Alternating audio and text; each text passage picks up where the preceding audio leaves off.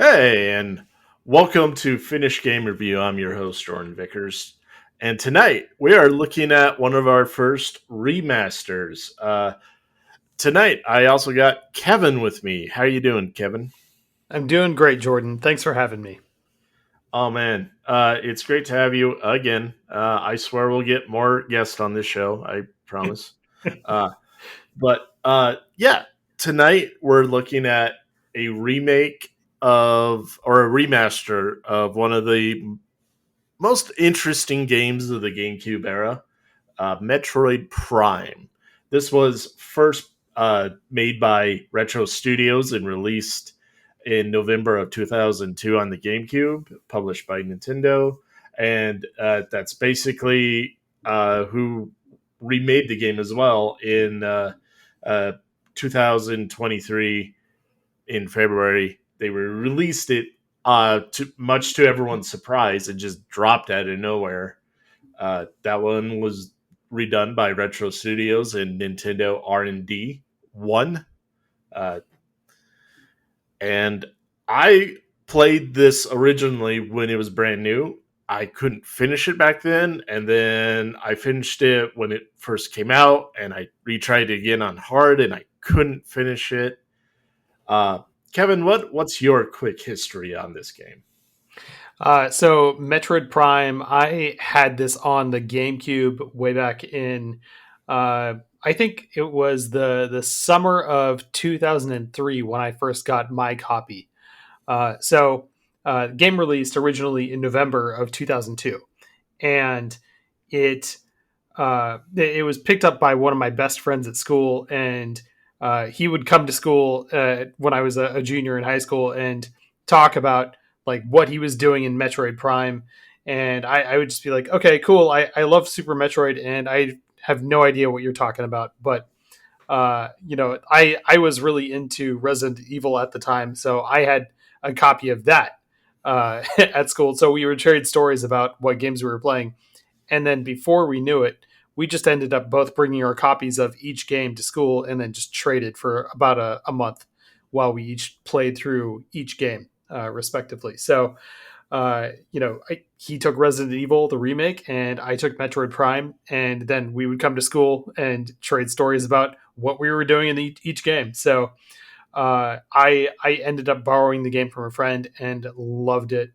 I believe now, through its many different iterations and versions that they've had, I have probably uh, double digits in terms of playthroughs on here. So this time around, I was able to play it all the way through and get 100% lore and collectibles without a guide, and I kind of shocked myself at that.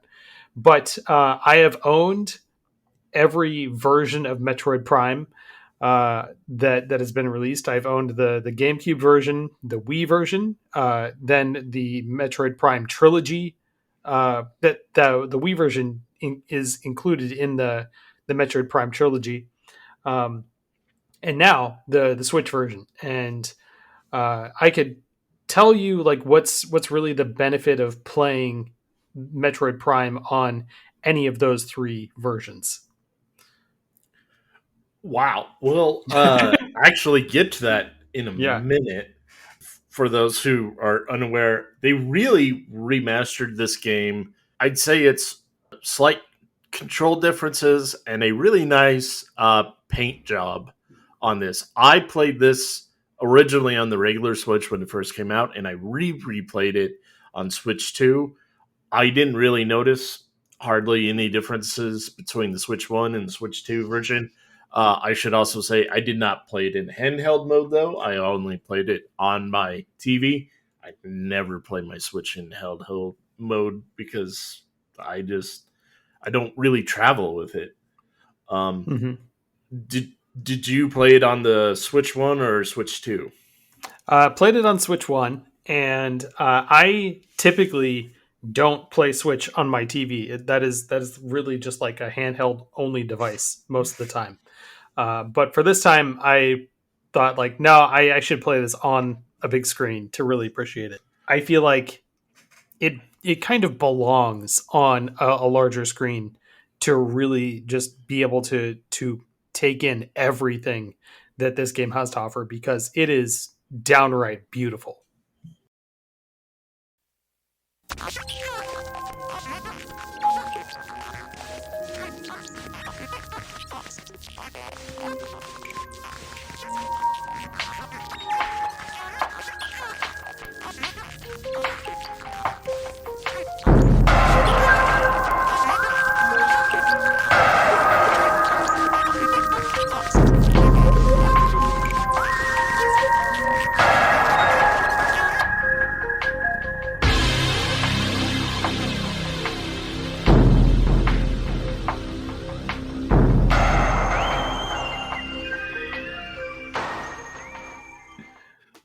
So before we move on to the main review and everything, what else have you been playing?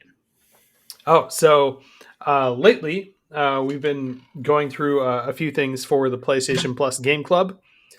Coming up, we are going to be talking about House of Ashes for the month of October. And I have loved almost everything that Supermassive has put out. This one, though, takes the cake. This might be my favorite release that they've had so far. It is, I guess, like depending on depending on how I'm feeling that day, and you ask me, it could either be Until Dawn or House of Ashes that becomes my favorite game that they put out so far. I really enjoyed Little Hope. I loved that one, and I thought Man of Medan was okay. I have not played the core yet, or uh, The That Devil one's in Me. maybe. So yeah, Yeah, definitely. those are the last two of theirs that I haven't played yet. And then those are like all that's their genre though, is like putting out movies that have been turned into games, and I love what they're doing. So I'm very excited to talk about House of Ashes coming up in a couple of weeks. I feel like I could get one or two more playthroughs of the game in, but I just finished it like 2 nights ago, and man, it is amazing. It is fantastic. And then another game I've been playing based off of your recommendation, Jordan, is Blueprints, and I just started it like I think like 2 or 3 nights ago, and I'm already hooked. Like this is an amazing game that uh, sort of it taps into one of my favorite subgenres out there, which is sort of like a what's called a Metroid Brainia, where the keys that you use to unlock other areas of a game are not actual like things that you pick up in the game. They are knowledge and understanding of a barrier that's in front of you. And the key is just knowing what the combination to the lock is, or how to manipulate the key that you're holding in a certain way to really get past the door. I love this game so far, though. Yeah, I have a link for you to help you with that game because I found a special calculator for the dartboard. Oh, dude, I found the dartboard. I think it was last night, and immediately caught on to the game, and I was like, "That okay? This is great." And so my wife and I, like, she loves watching me play this game, and so we sat there for a minute looking at it, and she just goes, "How about 6?" And I was like, "Why?" And she goes, "Well, 10 - 4 is 6." And I was like, "Oh, okay." And so then we'd like I'd hit it and the dartboard would progress, and then uh we get to the last one and just look at that, and then I just say, "Okay, no. It's 18." And she's like, "Why?" And I said, "Okay, because you add these two together and then divide by this. It can't be adding these other two together and then dividing by that, because that doesn't make any sense. That's not a whole number." So we are just loving sitting down and puzzling through these games that are like the little like parlor games that are inside Blueprints, and I love finding every one of them. The mini games in there are super fun. The dartboard is really fun at first. Oh no! Then it Oh gets no! oh yeah. Every time you beat it, it gets a little bit harder next time, and then you get these weird compounded equations that you don't even know what to do with the equations. And I found a site that really at some point I just went, okay, I'm done. I need this dartboard if I have any chance of solving it, because you will be stuck there. I'm not kidding, for like 30 minutes, just figuring out the dartboard, and a lot of people have complained at how stupid that part gets. A lot of people have. So I'll send you the link, and if you ever feel tempted, just relax. Don't worry. There are a lot of people who join you on this journey of fuck this stupid dartboard. As you said, like at how stupid it gets, or how stupid it makes people feel. Both. Oh my god, because it you'll understand. You'll get there and you'll Yeah, understand and be like, oh yeah, this is beyond algebra at this point. This is weird. yeah. No, I'm looking forward to the challenge. I can't wait to hear more of what you have to say on the game as Oh yeah. well. Uh, as for myself, I've decided to play the 3 games of the year at the same time. Oh I'm no. talking about Expedition 33, Silk Song, and as of last night, Hades 2. Oh boy. Yeah, I, I think Expedition 33 so far might be my game of the year, Hmm. but I'll finish all 3 and I'll let people know. But man, what a time! Oh yeah.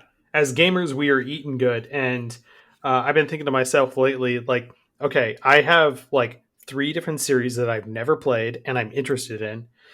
Which of these should I pick up? Should I start Ghost of Tsushima, or should I start The Witcher 3, or should I start uh there was like a third one that I oh, Death Stranding. I've never played any of the series that there. And I know those are huge commitment games. What should I start? So, oh Oh man, man, I it is a personally year. I personally love Ghost of Tsushima. We are a couple days away from Ghost of Yote, and Yeah. I'm probably going to get that day one. But if you're planning on getting Ghost of Yote, that might be too much, Hmm. because I have a feeling it'll be a lot of the same with minor improvement tweaks and different story. But it'll be like, man, I just did this. Do I really want to do this again? Sort of thing. Yeah. Yeah. Um, I would honestly probably suggest, I don't know, either Witcher or go or Death Stranding. So Okay. Yeah. just because Yote is literally right around the corner, and I'm pretty damn sure you don't need to play Tsushima at all to understand Yote. Oh yeah, I wouldn't think so. Yeah. So yeah. All right, so that's what we've been playing. Let's get on back to Metroid Prime. Oh, and I forgot to say I've been playing Metroid Prime. Like, Well, yeah. yeah.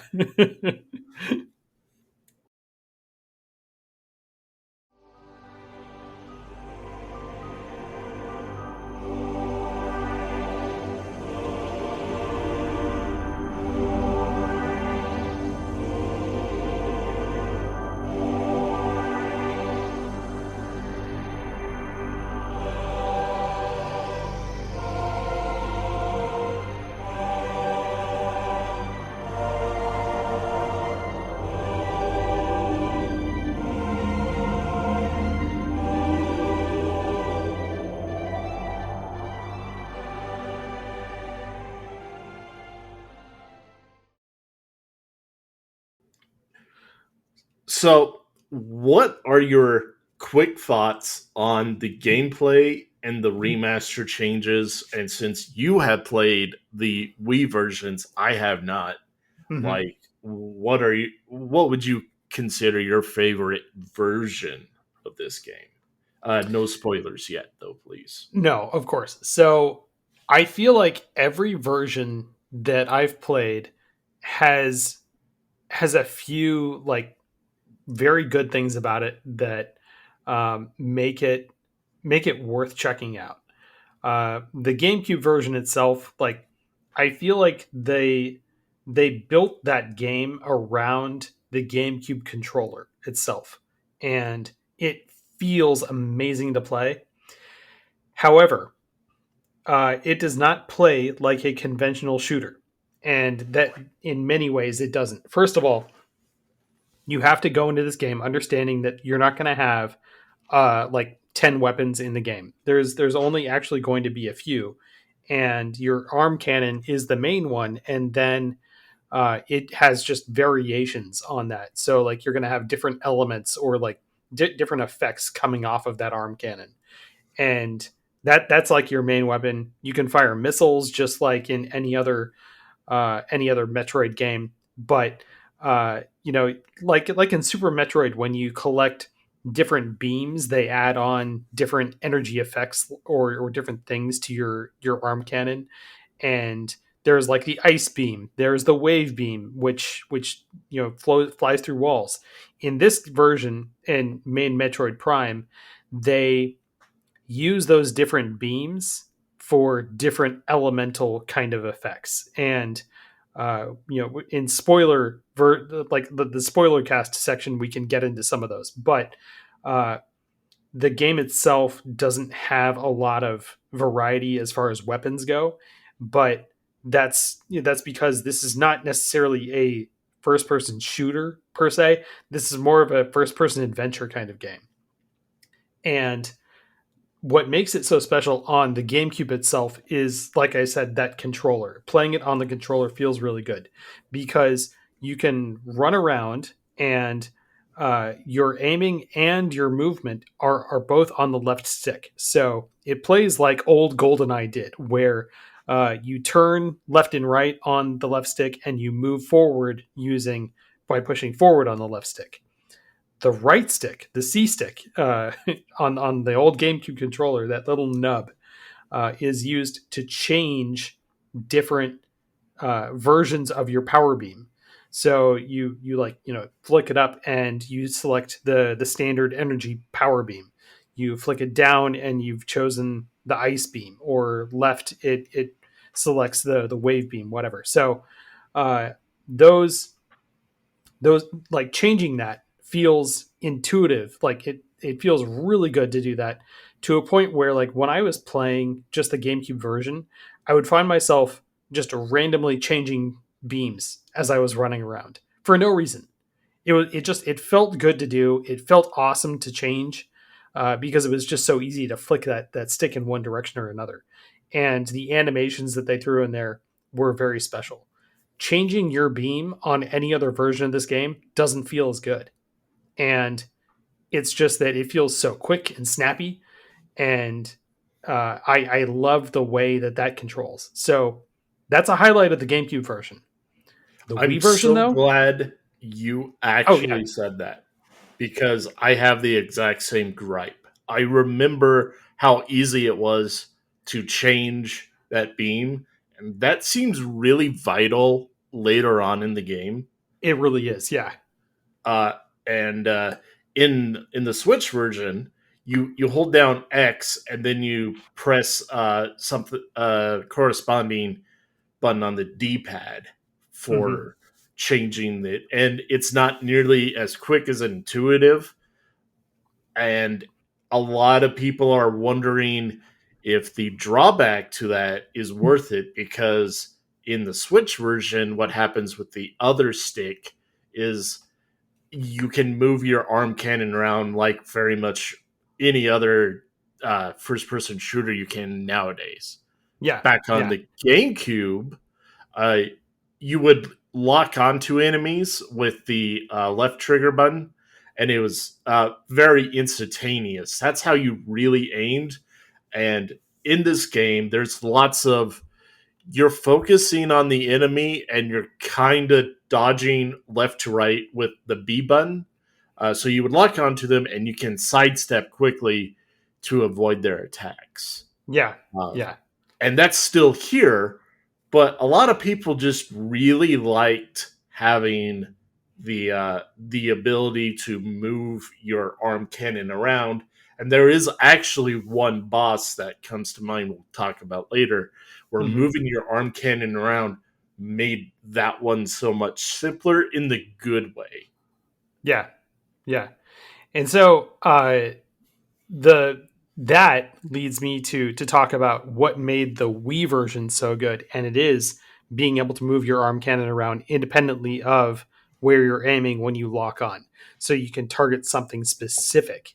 And when you do that in the Wii version, it feels amazingly good to just aim with your right hand, and like you can still lock on, and that works. They also mapped the buttons properly so that you could change your beam weapon by holding down a button and then aiming in a certain quadrant of the screen. That works really well. Also, like that changing those weapons, it works fine, and they found a way to implement that into the game. I'm gonna put on a small tinfoil hat right now and tell you they didn't figure out how to do that when they were working on Metroid Prime 3, which was originally made for the Wii. And that's one of the reasons why you don't have different beam weapons in Metroid Prime 3. I And didn't know that. yeah, and like they just didn't have the idea to hold down a button and then aim somewhere else on the screen to change weapons. So because of that, you have fewer weapons in Metroid Prime 3, and that's just one gripe that I look at that game and I wish I could somehow go back in time and change things that they did with that game. That's a whole nother podcast. If you want to spend 2 hours talking about what we would change for a game, that would be my first pick. But that's another time, another show. Okay. Uh, what what feels really good in Metroid Prime for the Wii is that yes, you can still lock onto enemies and that works, but just aiming at certain places without having to lock on feels a lot quicker. If you happen to like be standing in front of an enemy, you can just start firing right at them without having to lock on. Even though the lock on is so snappy and quick, it's like instantaneous, and still you can just aim free. So that feels really good. And then this version, of course, like this version, it just looks the best. So if you really want to see what Metroid Prime should look like nowadays, you can play it on the Switch and or the Switch 2, and it's beautiful. There are some Yeah, things like going back to the Wii version, they took the cinematics and like they wanted to make the game widescreen for HD TVs, and instead of like programming in the camera in cutscenes to zoom out a little bit or like change the aspect ratio, instead they just put black bars on the top and bottom, and they cut Samus's head off in the screenshot when you can see her traveling on an elevator. And so you just get this close up shot of her chest and like while she's on the elevator. And it's just like, come on, guys, like you could have fixed this. Come on. So small gripe with the Wii version. Like they wanted it in the letterbox and they got it. But at what cost? It still feels the best out of all the versions to play. It still feels the best. It is not in HD though, so it looks ugly. Like it is blurry in all the wrong places. But it's still Metroid Prime, so it's still great. I love it still. The Switch version, the controls are a little bit hard to get used to. Even by the end of the game, I was still having trouble switching beam weapons because of that setup that you mentioned. The motion controls that you can turn on or off, they don't feel as good as the Wii because you're not really holding a pointer unless you divide the Switch controls in half and are holding them one in each hand. It feels more natural to play it with an attached standard controller, but then moving it around doesn't feel that good. So then by this point, I was just playing it as more of a standard first person shooter with some lock on capabilities, which mostly helped. But also, it makes the shooting of certain weapons a little more difficult too. Where yeah, naturally it feels pretty good to shoot your beam weapon using a trigger, but then one of your other weapons, the missiles, fire off using the right bumper as like the default controls. So now you have to use one finger for either missiles or the trigger, and you can charge your beam using the A button, but now you've got choices of which buttons you want to choose, and if you get into the habit of using one over the other, it's really awkward to try and fire off a super missile because you have to charge your beam and then fire a missile, and that is like it just feels awkward because like I would start charging with the right trigger and then realize like, oh crap, I forgot I need to use this finger also to fire the missile, so I have to like claw my finger up onto the bumper. That does remind me real Yeah. quick. There is one advantage to the Switch too, and that's the bumpers underneath. And I actually Ah, assigned one of the buttons of the Switch 2 controller underneath the pad to also fire a missile, so I can do a charged shot. And nice. that Okay. that changed everything. Mm-hmm. And I still couldn't beat it on hard. Oh no. Um, Uh, uh, but so we are just judging the remastered review. uh-huh. Uh, we are about to step into spoilers.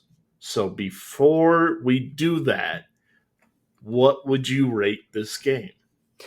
So this is difficult because this is I feel like this is something like it is more like the line between remaster and remake is very blurry now, and I feel like this is something that like they call it a remaster, but it looks more like just a one for one remake because it just looks so good, and there's barely any sharp edges to this game. Like everything is so polished and so well made where like you look at other remasters and you can see like, well, they just upped it in HD, but everything still looks really rigid, and there's like things are not that well detailed as far as textures go, so you can see how it's aged. Yeah, With you this can version, definitely see the polygons just sticking out like a coffee table in the middle of the night, ready to stab your shin. have you done that recently? Yeah, Like, is that you sound angry about that kind of situation? I might have broken my toe against the wall a few months ago. Oh, Okay. okay. I understand. I understand. Well, in what I mean is that in this version, I feel like they actually did a remake, but it's a one for one remake for the game, and they just called it a remaster because there's I every time I was looking around, I was thinking to myself, this is not remaster quality here. And I feel like this is a remake that they called a remaster. And that's fine. Yeah, this game is gorgeous, but Yeah. uh, aside not tangent but more praise. Back when this game first came onto the scene, would you agree this was the best looking game for several years?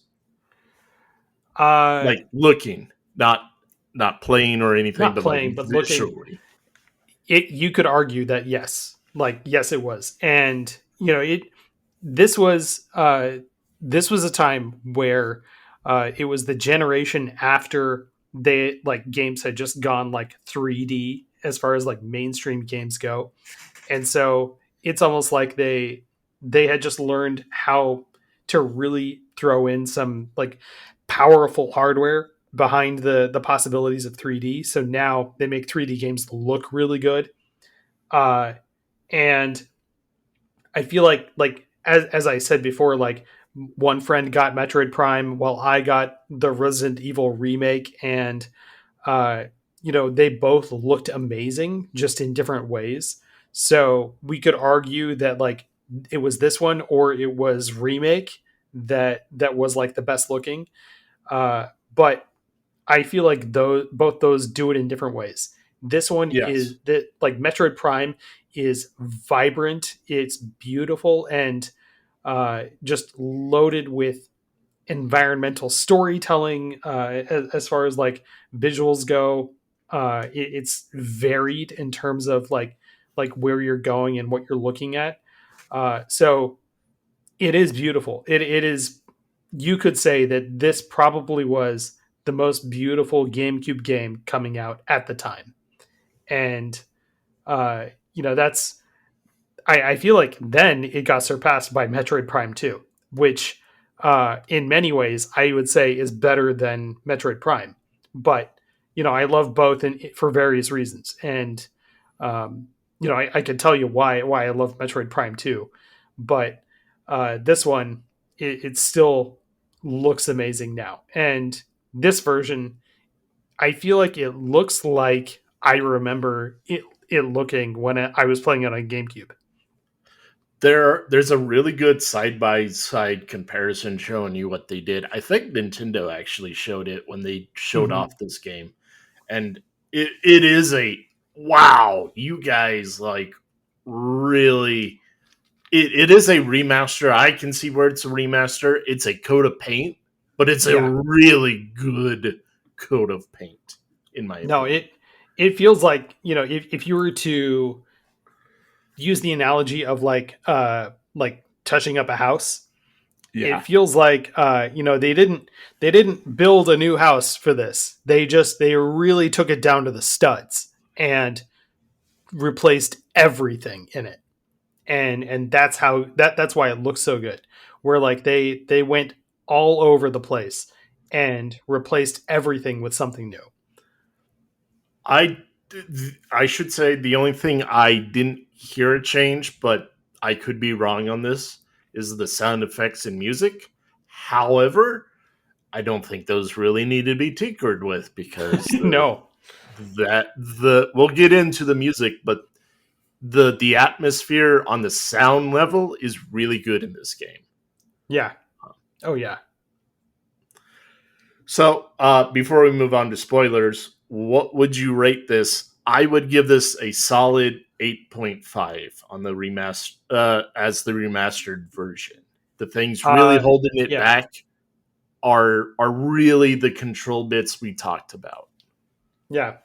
I would possibly go higher. Like I agree with your 8.5, and I'm tempted to say like, nah, this is a 9. I was Because really tempted to say 9, but you reminded me that the original Switch version, there's no option to button map, yeah, and that really that frustrated me because there's the super shot in there is really vital later on in the it game. is. Yeah. And so And like you have to plan ahead for that. yeah, and Yeah. that it just it really does take it down a step in my opinion. Mhm. Mhm. Yeah, so I would say it's a high 8 right now. Like, we could go granular, and I would say like it's an 8.8, and it's just the controls are just occasionally frustrating. Other than that, it feels great. So like, and it's a great game to play. It looks amazing. Yeah. And this is the Metroid Prime I remember mostly from my childhood.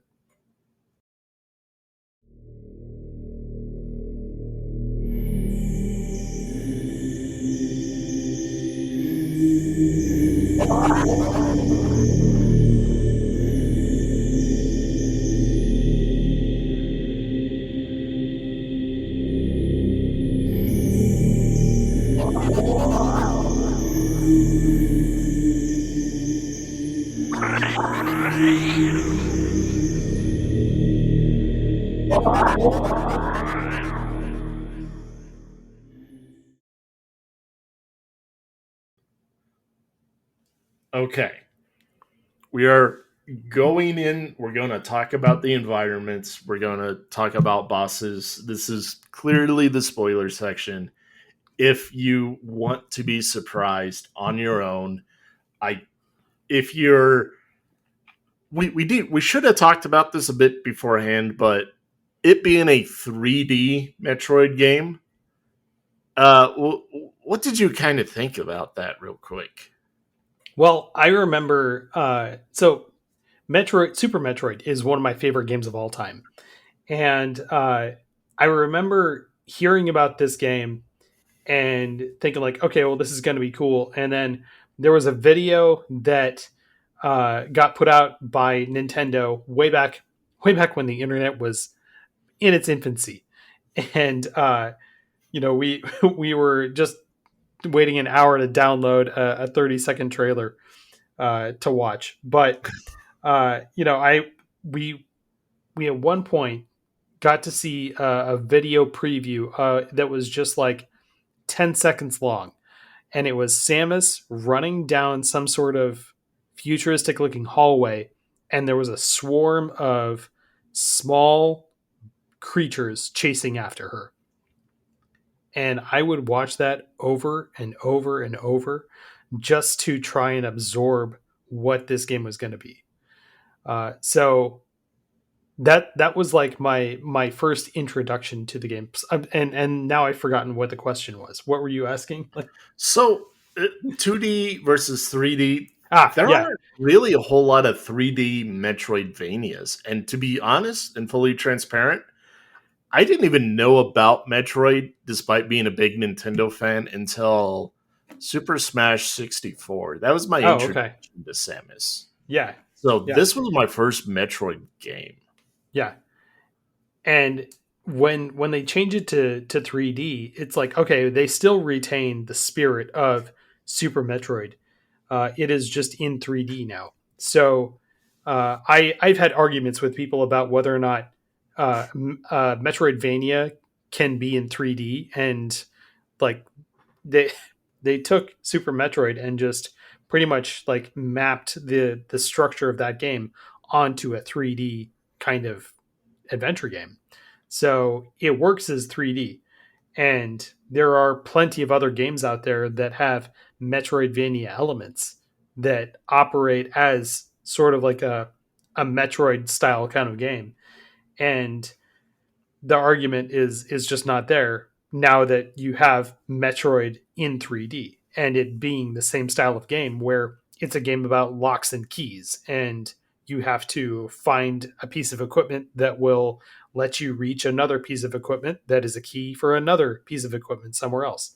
So the argument about it going 3D and like not being a Metroidvania, no, it's perfect as 3D. So uh, I was I was excited for the idea of getting another Metroid game, um, and I was blown away by when I finally got the chance to play it.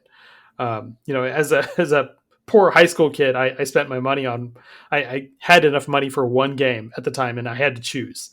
But I eventually did get my hands on it, and yeah, going into 3D, it works so well, especially as a shooter. Like, you're as like a shooter that is more of like an adventure kind of game. And they don't really focus on the shooting because like the lock-on mechanic means that you don't have to worry about aiming all that much. And uh, like that's one way they got around like figuring out how to do 3D shooting as Nintendo that didn't really do shooters back in the day. So, this is an excellent conversion from 2D to 3D. Yeah, and you mentioning one little bit did remind me of one thing we should have talked about really quickly. Did you notice the one thing missing completely from this version? And I would probably guess the Wii versions as well. That was on the GameCube version. The one thing missing. No, when you remind Like, me, I'll know it. But yeah. okay, so around the same time, Metroid Fusion came out, Oh yes. and you Yeah. could hook up your Game Boy to the game with a cable and get a special suit. I'm kind of surprised because they give you lots of gallery goodies and stuff. Yeah. They don't give you this suit, which is like the fusion version in here. Yeah. Yeah. It's strange that they didn't do that. I think they probably would have had to like remake that, and I don't know if they thought of doing it or maybe they just didn't have time. But having to do that, having to make the fusion suit means that they have to make multiple versions of it too, and we'll explain why in the spoiler section. But uh, that having that extra suit would just be more work for them, and I'm guessing they didn't have the time to do that. Another interesting thing about this release is that it came out about maybe 3 months after the actual 20th anniversary of Metroid Prime, the original release.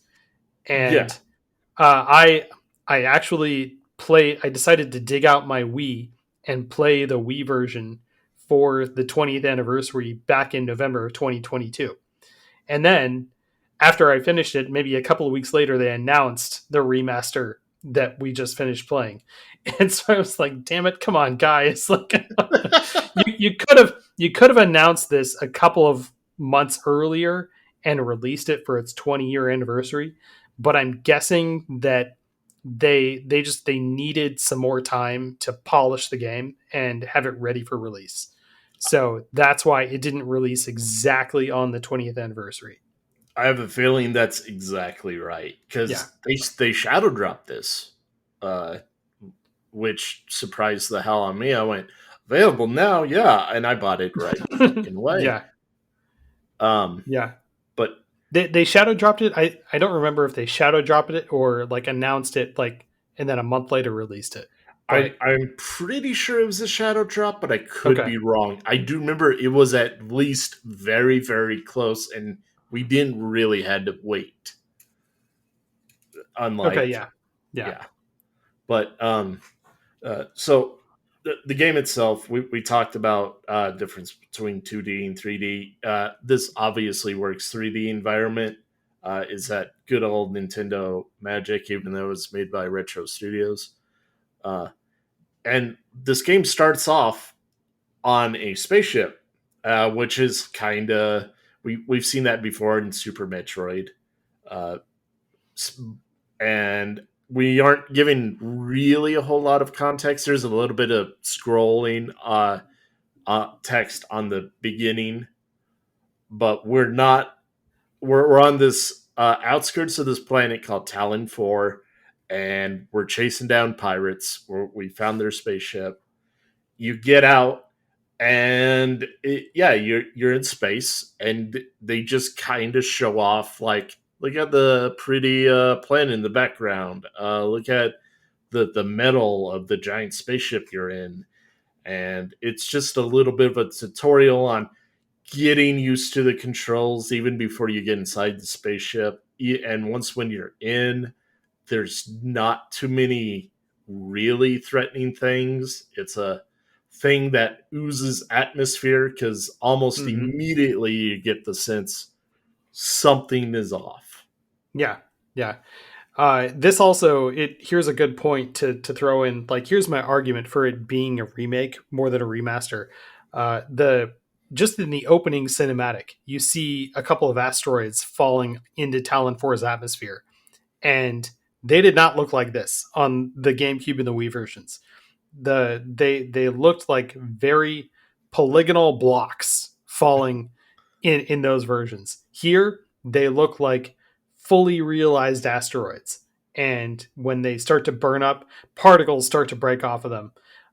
There's like a couple of pieces that hit the space station Orpheon that you're landing at, and like debris falls from those. So there's definitely things they added into this game, and to me a remaster would have just been like seeing the original version in HD. So Yeah. like that's the first thing that I saw that I noticed. It was like, no, this isn't a remaster, guys. Like, this is just uh a one for one remake. Yeah. Um, Also, with the weird alien environment and like the most you ever really see of Samus, which is the really cool effect when you get the bright reflection off of her helmet, Yeah. off her visor screen. You can briefly see her face, but other than that, you don't really see humans at all. And even the pirates, which are like bug humanoid esque, they're so alien looking that sharp corners, even on something this new, it fits in rather well. And I think Yeah. that's one Oh of the yeah. magics of why this game looks so good.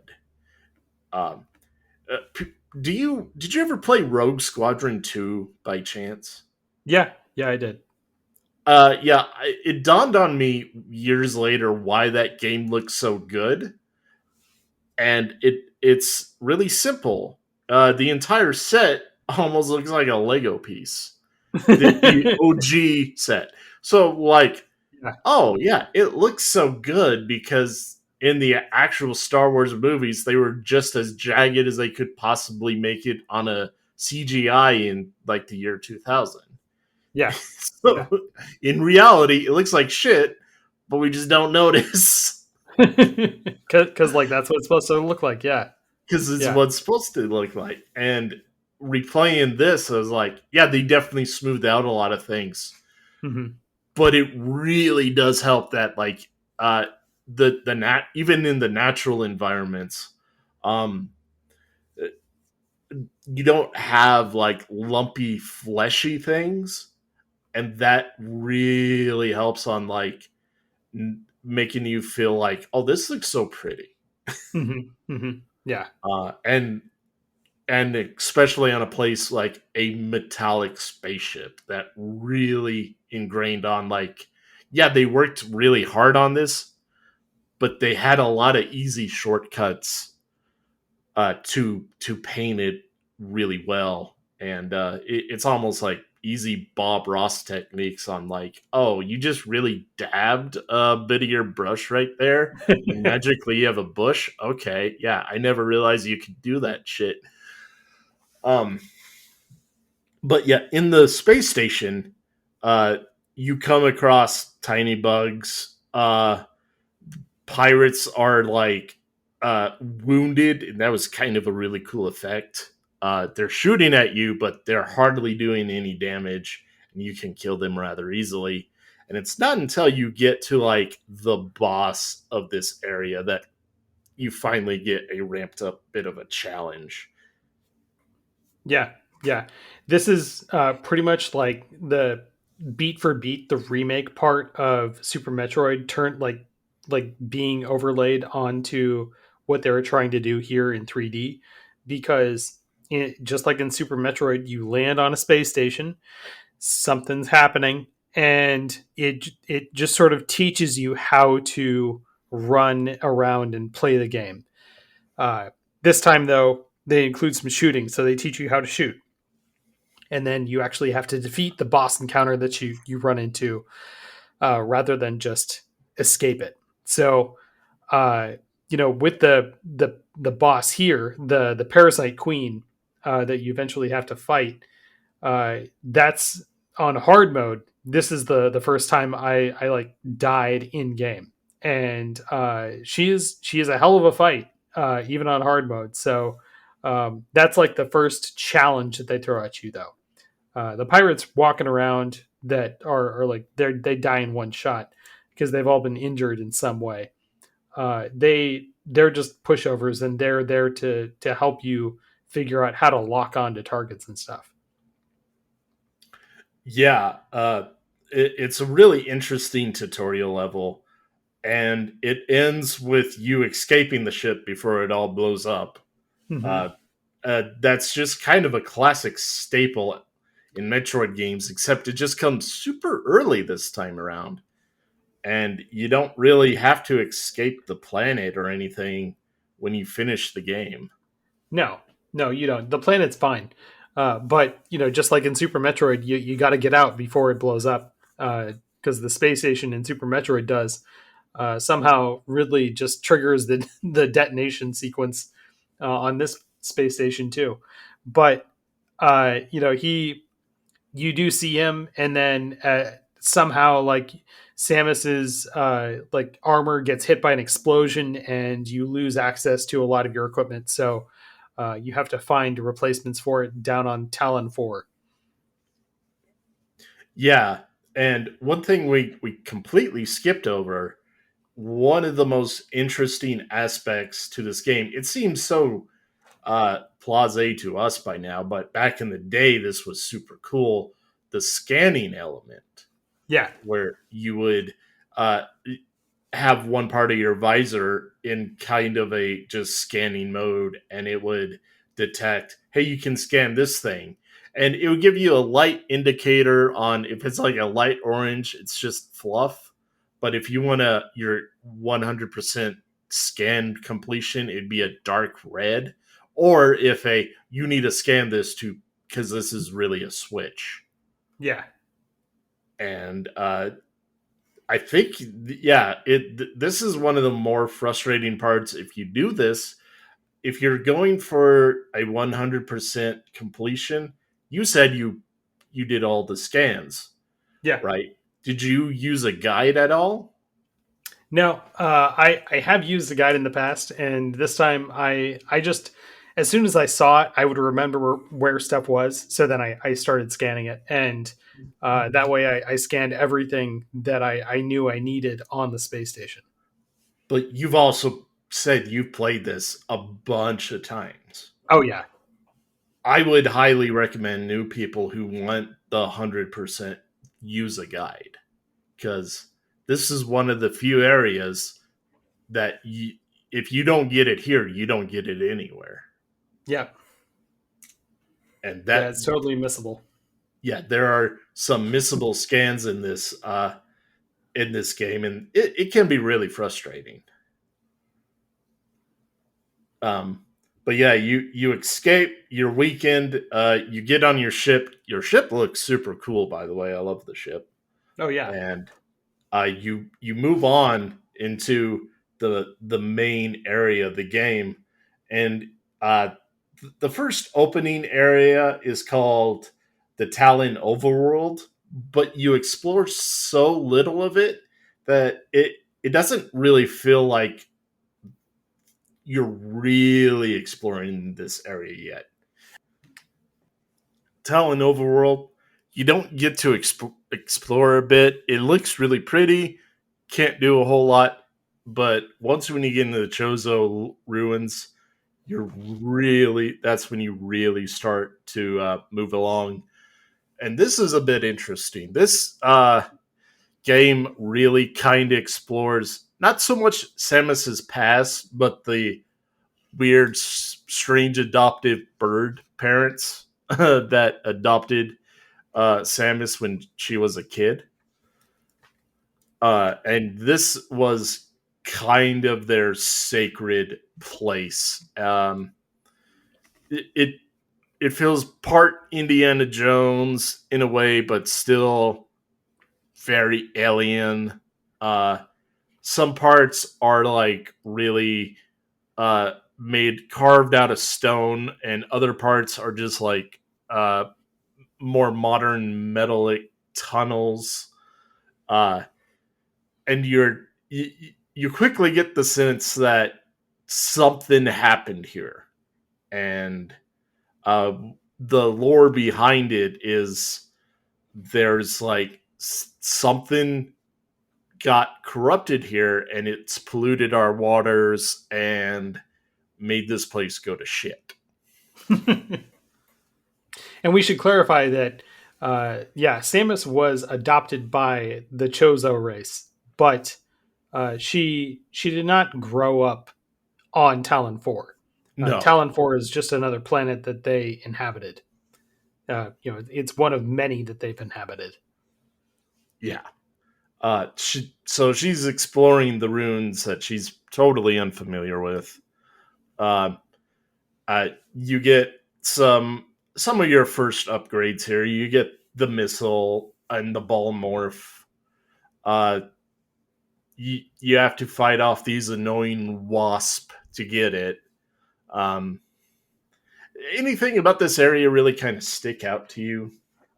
Well, it's a really nice introductory area to kind of still ease you into playing the game, like because it's understood that you're still probably going to be new to the game, and you don't have any energy tanks, so you haven't really expanded the amount of health that you have. You also just start out with just your power beam. You don't even have the charge beam yet, so really you have to. The game understands that you are not at your best right now. You're not like fully equipped. So when you fight the bosses like the the hive mecha that gives you the missile launcher, or the incinerator drone that gives you the power bombs, uh, it doesn't it really doesn't give you a hard time. The fights are not that strenuous, uh, but that's just playing it on normal. On hard mode, I remember like the mecha drone that the wasps fly out of. That's a really hard fight. That's a So bitch. yeah, but like the area itself is easy to explore. It's mostly linear when you first get here. When you start to get more abilities to move around the map, it really opens up and becomes much more networked and interconnected. But uh, like it kind of feels mysterious and gives you a bunch of these things to scan and read, and that's how the game like conveys its story. So it's cool. It's not bland, but it still feels like dead and abandoned, like a lot of other Metroid environments. Yes, dead is kind of the perfect word for it, and there's a really kind of fun reason for that, and it's not just the poison waters, but uh, you, at some point after you get the charge beam, a couple missiles, your morph ball, and the power bomb for the bomb for the ball. There's another power bomb later on. You come across one of the more interesting bosses in the game. This giant uh, praying mantis flower thing, Yeah, and known uh, as Flagra. Flagra. Uh, and when I talked about earlier about being able to use the C stick freely, I'd say this is where it really comes in handy because you don't shoot down the boss. What this is a bit of an environmental puzzle, and they kind of show you the solution in the cutscene. It has to do with these mirrors that reflect sunlight onto it. And if you shoot these parts of the mirror, it'll tilt it back up temporarily. And once no more sunshine is being amplified by the mirrors, it withers away, and you gotta roll your ball into one of these tunnels and set a bomb at the end. And that's what really damages it instead of your Omega Beam. Yeah, yeah. This boss is an excellent example of taking all the things that you've learned in the area and requiring you to apply them to the boss itself. And that's one thing that a lot of that both this game and Metroid Prime 2 do really well is they force you to understand the equipment that you've got and know how to use it. So this one requires that you know how to use your charge beam and know how to use your missiles and know when to get into a morph ball and ride down that rail and plant a bomb. Yes, because there's a total of four mirrors, and he uses more mirrors each time. But you have to do more than just tilt the mirrors. You have to do it under a certain time, otherwise, it'll flip the mirrors on its own after a certain point, and you can't do anything till they're all four flipped at the same time. Yeah, And I got really good really quickly at charging up the beam and just aiming across halfway across the room and just flipping them up just with a single shot, even on hard nice, mode. nice. And that felt like this is finally the advantage of moving my arm freely because you can't lock onto the mirrors halfway down the thing. And I do remember this being way more difficult on the GameCube version because of that. Well, what at least this time around, you can lock onto the mirrors, but you have to be close to them, and that's relatively like that's easy.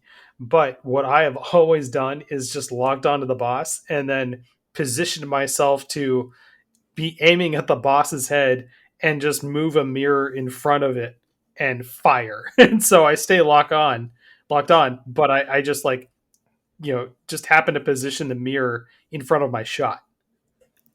Oh, really? Yeah. See, I didn't even think about doing that because Yeah. I thought if you locked onto it, it wouldn't be locked onto you at all. It would just flip a mirror. So I just Oh made a no. race for it. No, he's fine. And And also you can aggro it so really it focuses on you and doesn't start hitting the mirrors. okay, well, that's interesting. So we both got completely different pro strats on how to take this boss down. And Yeah. I Oh yeah. love when games do that. Yeah, it's great. Um, and that's kind of the end of the first part of the Chozo ruins. After that, you get the uh, fire heat repellent suit, so you can finally move on to the next level, which is the Magmore Caverns. Uh, Probably the best music in the game, but least interesting area of the game. Yeah. You're Yeah, this is literally very much a underground. Yeah, it's a transitional area. yeah, And the Varia suit allows you to walk in through heated areas. So another classic holdover from Super Metroid. But yeah, it is just like basic and it's very linear. Like the Magmore caverns are just like one like they take you from one place to another, and they have elevators that go to different locations in the whole world, but it is not one place for you to explore. Also, what's interesting is that once you defeat Flagra, it's not like you're done in the Chozo ruins. There is no, you still like explored probably about 30% of it. So there's more that you'll need here, and you just have to come back to it. But the main boss in the area is dead. And that's not typically something that you see done in Metroidvanias. So it's very interesting. Just looking back on the structure. yeah, and also the poison water, which will hurt you, gets cleared up, and you can now traverse in the areas with shallow pools in it, and that'll be actually kind of vital later on.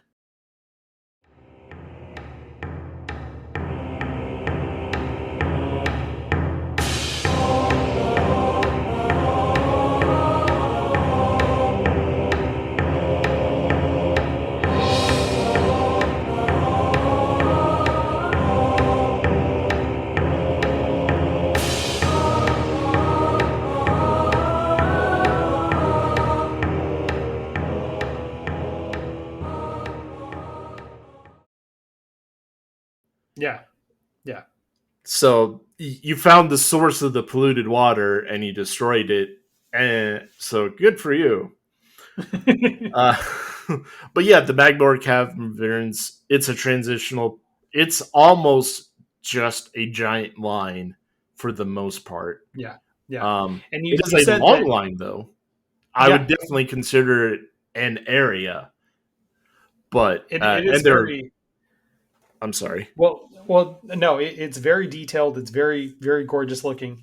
You said that you love the music in here. This is like one of the best tracks in the game.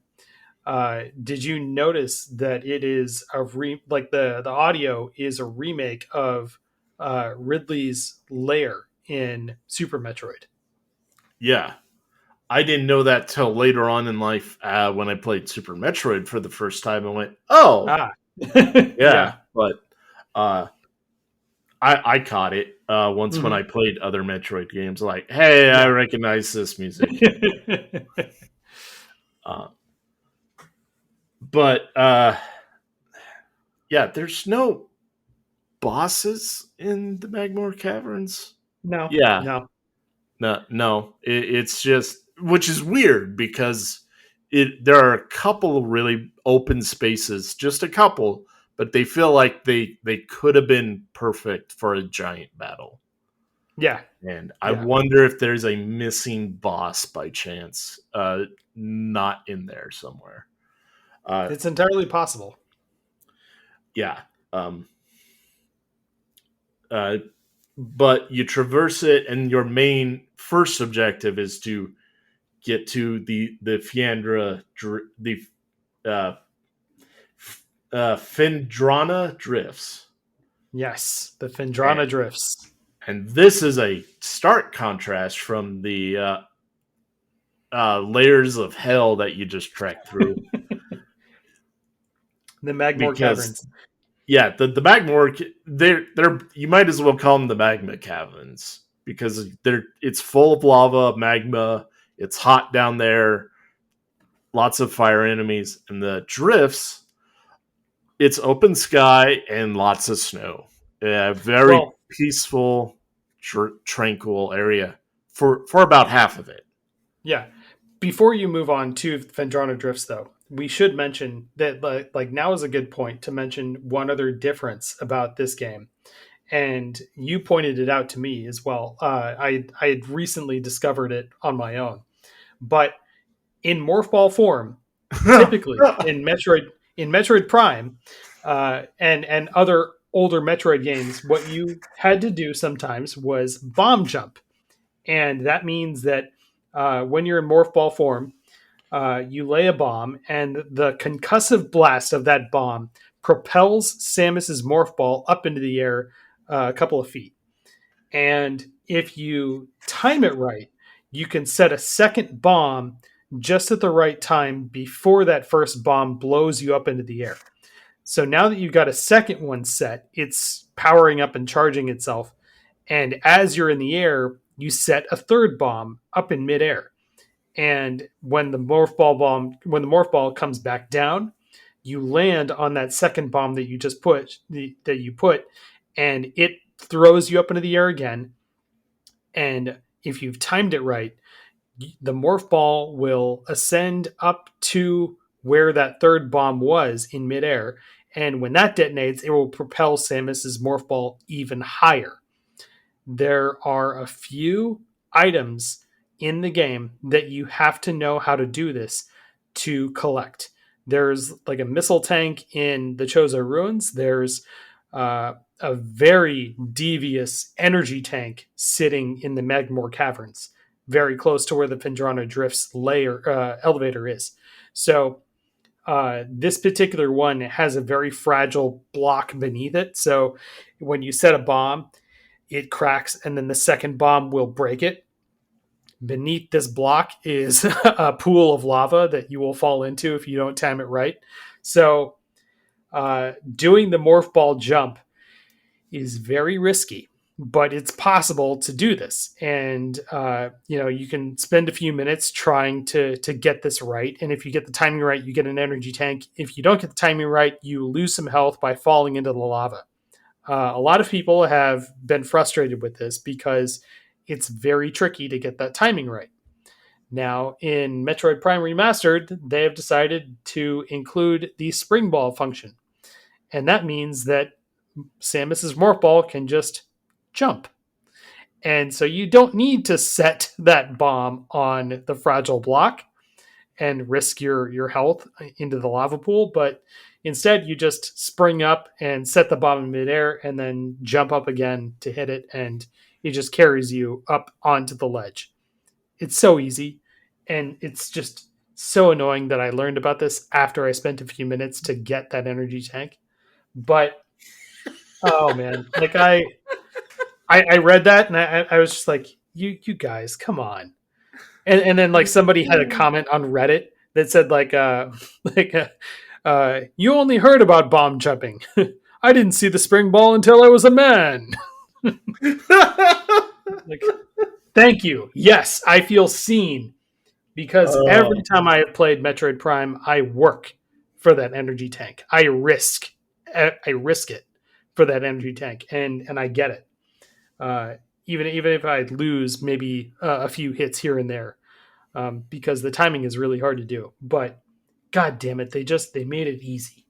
And If you guys played Metroid Prime back in the day and you've been debating on getting the remastered and you remember that part, trust us when we say you just press Y to jump and it makes all those parts so fucking easy to do. It is a godsend. it's good, yes, yeah, It is good. It doesn't feel cheap at all. That they didn't realize how hard they made bomb jumping. no, It's dumb. It's stupid, and I hated it. I yeah, still hate it, and I'm yeah. glad they got rid of it. No, because Fucking there's so many bombs. times where you'll see the morph ball up in the air, and the midair bomb will go off, and you'll just say to yourself, "I was right there. Come on!" Like it had to have hit, and it didn't. And so the timing window is so narrow that it just does not feel good to go through. No, And this having that option for just the spring ball here in this game actually it does raise my rating just a little bit. Like if the spring ball here wouldn't have been there, it would be a solid 8.5. No, it's like an 8.9 now for my rating because like it's like no, it is better that you made this part easy because it's more accessible.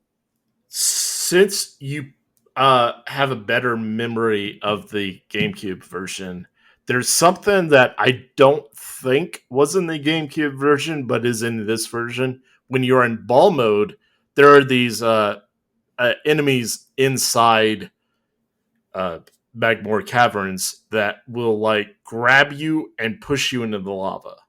Yeah. In the GameCube version, you can destroy these things no matter what with bombs. But in the Mhm. GameCube version, I swear you had to be really close to it.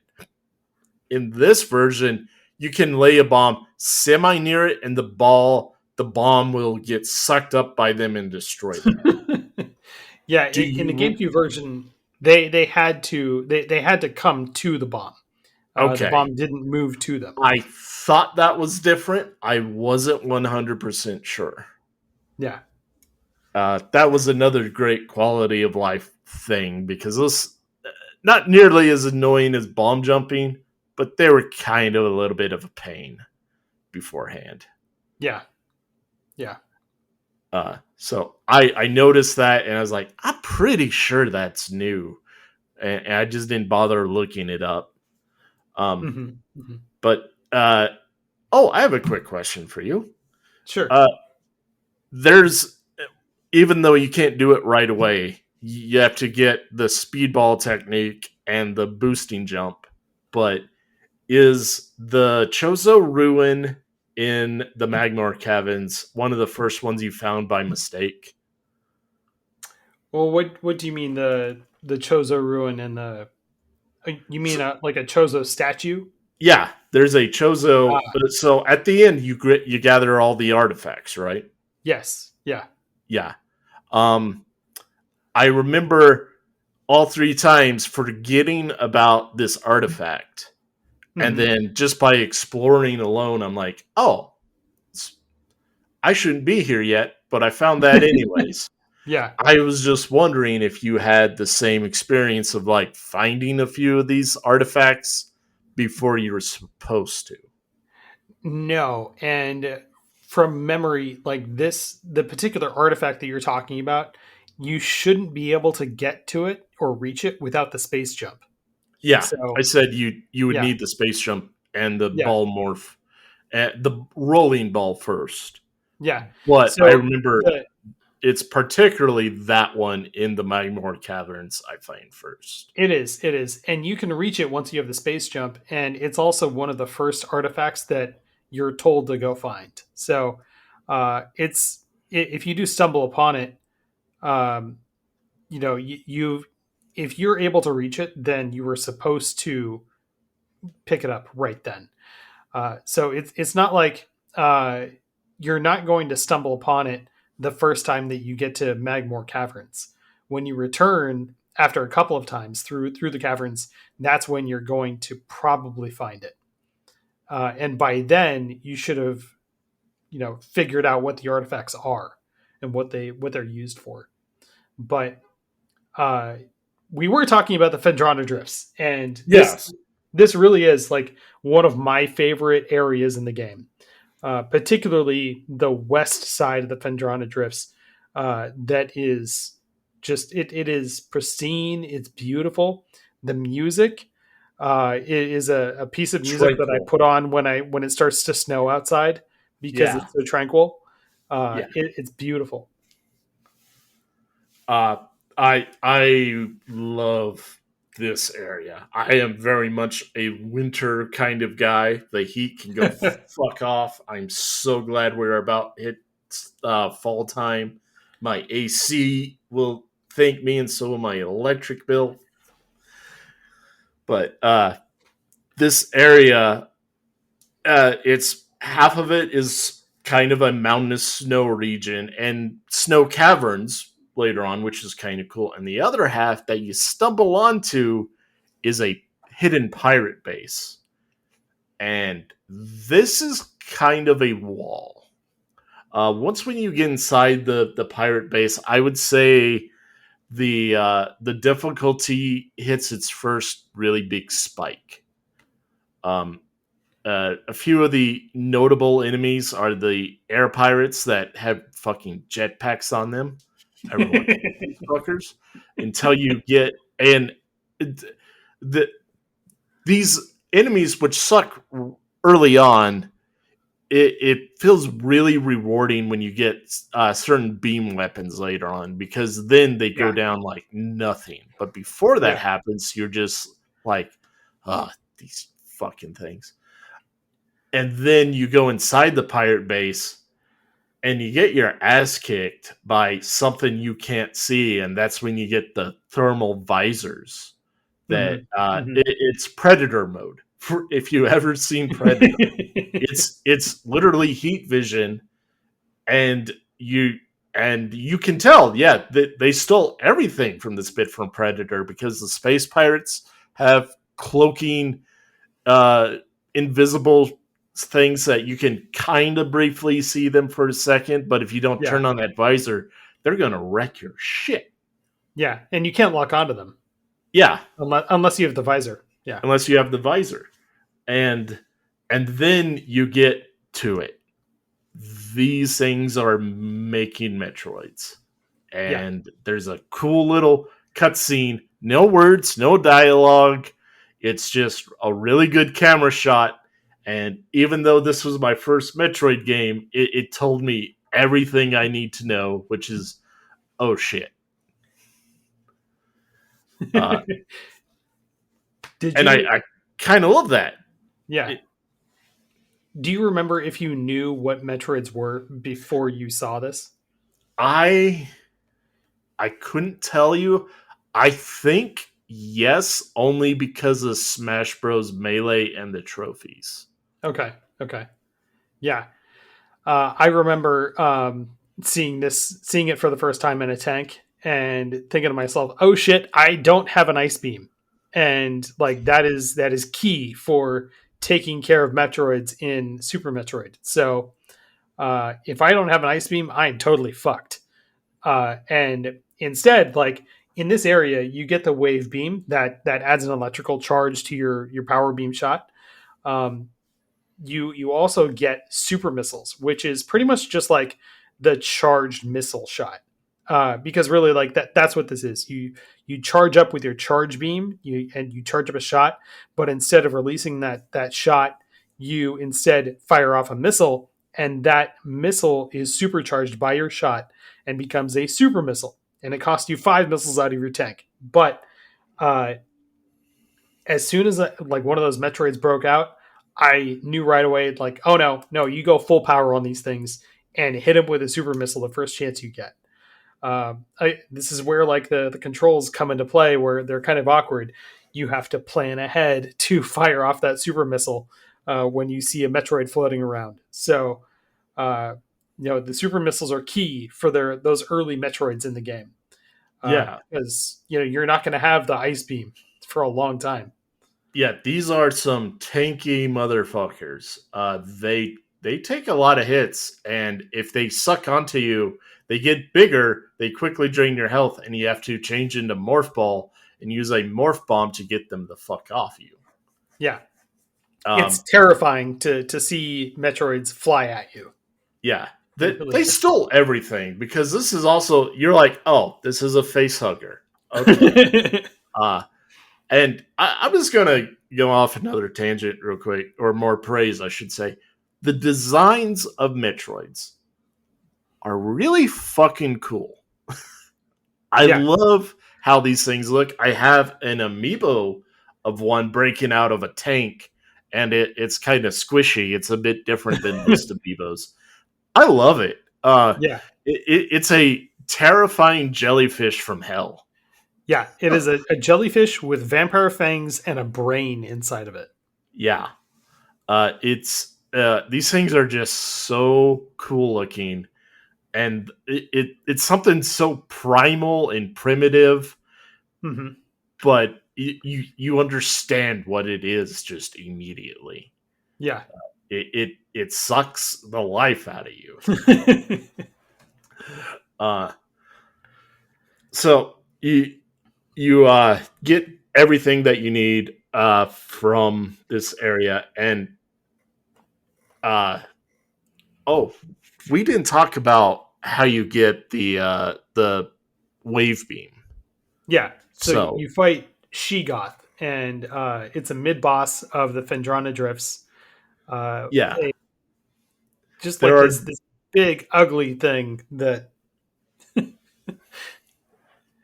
What do you it think about this thing? um so before you encounter it, there are these other things. I don't even know how to describe them. They have teeth like a dog, just more massive. No eyes. They're these like it's kind of like a mix between a very weird animal and maybe part of an insect because the back of its uh, shell, it's just nothing but ice, and Yeah. that's what you need to hit. You need to hit the hard part, ironically, and break it and shatter it, and they'll die. And they will charge at you. They'll have these little ice balls that'll fling at you. They're not too difficult, but they certainly are annoying. And then you meet its mama, and the mom is mad and pissed. It is huge. This thing does have eyes. It has four of them, maybe six. Yeah. Uh, I'm looking the at a the picture. the back end is no longer has a shell around it. It has ice spikes, and it has a interesting mechanic. It can absorb your attacks. Um, I would like this boss a little bit better if it indicated you heard it, because what you're supposed to do is shoot in the mouth with missiles at a certain point. The only Hmm. problem is there is no indicator whatsoever that what you're doing is actually hurting it. That is a Well, flaw of this boss. she flashes red when she takes a hit. She flashes red really quick, and that's how you know that you've done some damage. I never noticed that Yeah. because I just hit it in the mouth with missiles. Because if you don't do it, it'll absorb all your energy beams Yeah. and then just fling ice right back at you. Yeah, and it's not vulnerable all the time in the mouth. Like Yeah, it has to breathe out a lot of ice and then kind of hyperventilates, and at that point, then it's vulnerable. So you got to wait and like wait for your chance, and then shoot a missile into its mouth. yes. Uh, and then you kill it, and that's when you get the wave beam.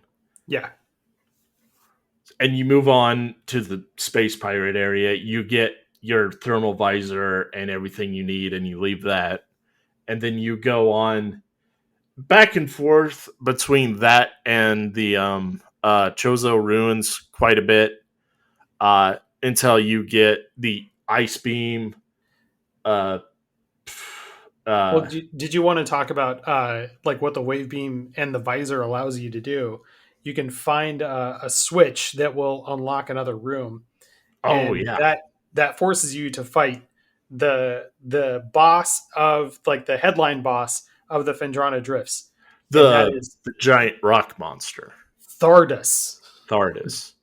And this guy was he was the bane of me and my friend Bart, who played Metroid Prime. Both of us we vented about Thardus every time we would reach him and have to fight him, just because like we felt like it was really hard to dodge his rolling attack, where he's a giant rock golem that he's just made out of rocks, and these rocks have become animated and now like turned into like this like giant bipedal thing that will try to attack you, and sometimes he'll curl up into a ball and roll at you. That's really hard to dodge. It's an interesting boss fight because there's kind of two parts to this.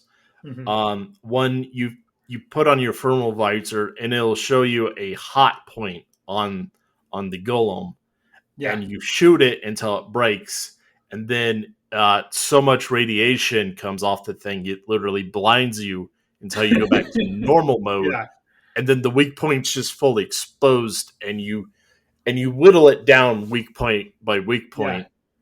And I didn't find the getting away from him that hard because I just stood my distance. yeah, But the part yeah. I did find hard is him flinging the rocks at you. Oh yeah, Uh, that's hard too. Hitting the those also overloads your visor, so don't shoot those when you're using a thermovisor. Yeah, and after you defeat him, and again, it really is just whittling away bit by bit. It's a very Nintendo-y boss that I would almost say is sort of reminiscent of the infamous two hands and a head, just because of the floaty rockness of it all. Like Oh it kind of reminds me of yeah, that. two hands and a head from About half Ocarina of of the Time. Nintendo games. I'm thinking of Bongo Bongo. I hated that Yeah, boss from Ocarina of Time. and Yeah. there's one in Mario 64, and there's like Oh several yeah. other Zelda games with that No, thing too. the two hands at the bottom of the pyramid. Yeah, yeah, I remember Yeah, those. yeah, they really love that boss. But so you beat him and you get the spider track thing in your ball form, and this Yeah, only equips to certain tracks, and you can spot them a mile away. There's not too many of them in the game, but you can go up and down these things with it. magnetically charged tracks that Yeah, your spider ball can attach to, and yeah, there's a good amount of them in the game. Like you've been seeing these in a lot of places, and finally you get to use this thing. the okay, so that brings me to an interesting point about Yeah, Metroidvanias. And you talked about it earlier about the lock and keys and everything. yeah. It's weird how you get a new item and you think of all the areas you can explore, and it turns out like no, there's really four areas. It just seemed a lot bigger in my head. But the game wants you to return to these four areas with Correct. new equipment, and that's why. So you get the spider ball and you go back to the Chozo ruins, or you go back to the Magmore caverns, and you start to gather up the equipment that you've been wanting to get from these spots, or solve some of these puzzles. Like now you know what the equipment is that you need. Once you get the space jump, before you've gone through the Fendrana drifts and gone through the Pirate Bay, you go back to the Talon overworld, get the space jump, and now you can enter the impact crater. And that's where there was this giant meteor that came down on the Talon overworld, and that's the cause of the infection on this planet. It does, like you get the lore from the Chozo history, like walls that you can scan, and also from the pirate computers. But it doesn't tell you exactly what it is. You know that the pirates are using this energy called phazon that is like they're experimenting on like building up a rock security monster, which is Thardus. They're injecting the phazon into the Metroids to try and like power them up in certain ways. So there is something in the impact crater that is nefarious, and the Chozo have locked it away using 12 of these artifacts. My final playtime, by the way, on on Metroid Prime, not Super Metroid, Metroid Prime, was 12 hours and 22 minutes. It would have been a lot faster if I had just gone to the the impact crater when I could have, rather than saving it for the very end, because I was just dicking around and I wanted it to be cinematic and all. But uh, you can get you can get the information that you need pretty soon after you get the space jump in the impact crater, and that gives you clues to where some of these keys are that will be used to unlock the end game fight. And so you get access to the door that has the end game fight pretty early on in the game for like a Metroid game. That's pretty fascinating. But uh, it feels like once you get the spider ball and the space jump, you've got free reign to really explore the whole like what you've seen so far in the game. Yeah.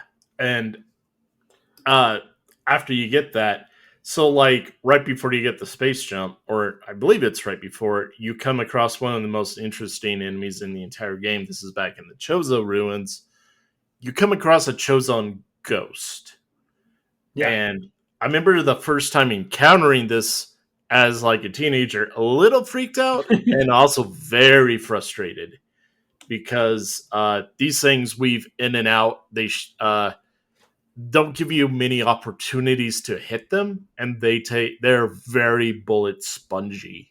Yeah. And I'm pretty sure you can only hit them with omega beams and missiles. Yeah. With the power beam and missiles. And I got so annoyed by them this time. I just immediately defaulted to the super missiles, and they take like three of those. So Yeah, it's very annoying. yeah. After a while, I do the same. I just like I'm super missiling you. You're too annoying, and that and they'll attack you like at most three at a time. Yeah. They are they really suck. But lore wise and kind of character detail wise, one of the more interesting creatures in the game. Uh, they're technically a mini boss, but they also become numerous enough where they're just also a normal enemy. Uh, Hmm. and after that, you get to one of the coolest areas of the game, sort of. Yeah. Thematically, really cool. Uh, Playing it, not so fun. And that is the space station that you were at earlier at the beginning of the game has crashed and it's partly underwater. And you crawl through that. And the part that makes this a bitch, you're underwater, and you just gotten the suit that you can now jump freely underwater. You can also see much better underwater too, and that's a huge help. Yeah. However, there are pirates in there that can swim with these damn jet streams and uh, other aquatic enemies like these huge tentacles. And you'll get to a door and you can't open it, and you're like, what the fuck do I do? And then you change over to your thermal visor and you find these little spots that you're supposed to hit the waypoint on, and you think, okay, so I opened the door, and you think that's the end of that. Then you quickly find out you have to do this for almost every single room in this area, and that's the annoying part of this. Look, like the whole ship crash landed on the planet. It doesn't have any electricity or power for these doors, so you're gonna have to power them on your own, and that's what the wave beam is for. Yeah. And there's this one part where you're going up and up and up on broken platforms. And if you haven't caught on to what you're supposed to do yet, you'll get all the way up there and you'll come across a door and you go, God damn it. The power nodes are like down at the bottom again. Yeah, I know. Yeah. Yeah. And I found out online a lot of people hate this the first time because they all make the same mistake I did. Yeah. They're Yeah. like, they don't realize, no, you'll need to do this for almost every single room. And that's the room it hits you on, like, just keep your damn visor on. It's like And the area looks it looks amazing. It looks beautiful, but no, like stick with the thermo version because you're going to need that to see the power conduits that you have to charge. yeah. And near the end, you come across a giant version of these things in real life that are these damn cheapo toys where you have a small tank of water and you're trying to push up the rings, these little plastic rings with air bubbles with a button on the side. You know exactly what I'm talking Yeah, about. Yeah. Yeah. They yeah. had this in the game. And you might not understand what I'm talking about till you hit this part. Then it'll hit you like a ton of bricks. Like, that's exactly what this part is. It's these Just damn cheapo the toys from rings in the those. water. Yeah. Yeah. And what's funny too is like this is where they should have put the first bomb jump puzzle because it's Yes. easier to do this. It's easier to do the bomb jump here than it is anywhere else in the game. Doing it underwater, it gives you a lot less weight as far as like gravity goes. The morph ball moves a lot slower in water and goes a lot higher. So there's an easier window for you to hit those bomb jumps. And yes, there is an energy tank in here, but it's so much easier to get than the other instances where you have to bomb jump. It's way easier. Yeah. But again, now that in this version you can just jump, I don't think it ain't that big of a deal now. No, it's fine. No. Uh, However, after getting out of there, you talked about a part. So there are these ramps in the game. They literally look like half pipes you skate down. Yeah. And Yeah. with the boosting ball, you're supposed to hold and charge it. And when you go up a pipe, you release and you keep doing this building momentum. Yeah. And there's a hidden missile right after this, and I got it, but I have a feeling that from the rant you gave me, you had a little bit of trouble with it. Particularly, it's the one that like these ramps are in a few places in the game, and they hold extra collectibles to get. The one for some reason in the Chozo ruins that is where you have to like bomb part of the floor to reveal the half pipe. That one in particular, I had a hell of a time with, just because I forgot for some reason what the timing really should be for your boost. Yeah. And my time for the game total probably would have been under 12 hours had it not been for that one item, because I spent about 30 minutes on this one half pipe alone, just banging my head against the wall trying to get up there. Halfway, like as I was trying to do it too, my like I propped my legs up on the ottoman in front of Yeah. my couch, and I just like started to rhythmically like kick my legs, and my wife finally said, "What are you doing with your knees? What the hell?" And I just said, "Oh, I'm just trying to get a rhythm going, like trying to figure this out." And she was like, I can't deal with this," and she left the room. And so I I was a little embarrassed that it took me that long, and then I realized like, oh, I'm pausing after I am boosting, and I'm not charging as fast as I should be. So it took me like a half hour to remember, oh, I'm not doing this right, and that's why I'm having a hell of a time. I I hate the boost ball, I really do, and you just have to remember how to use it sometimes. it That's it. it can be a bitch. Tell you. I just remember release the build up charge every time when it's about to go upwards, Yeah. and No. Yeah, I was doing that. It's just that I would boost and wait until I fully boosted before I started charging again. What you should do is boost, and while you're still going really fast, start charging. And so yes, it's like I would do like a boost, release. And really what you should be doing is like boost boost, release, charge boost. boost. Yeah. Yeah, And like I would like charge, release, and then the right rhythm is like charge, release, charge, and like that'll get you high. yeah. So yeah,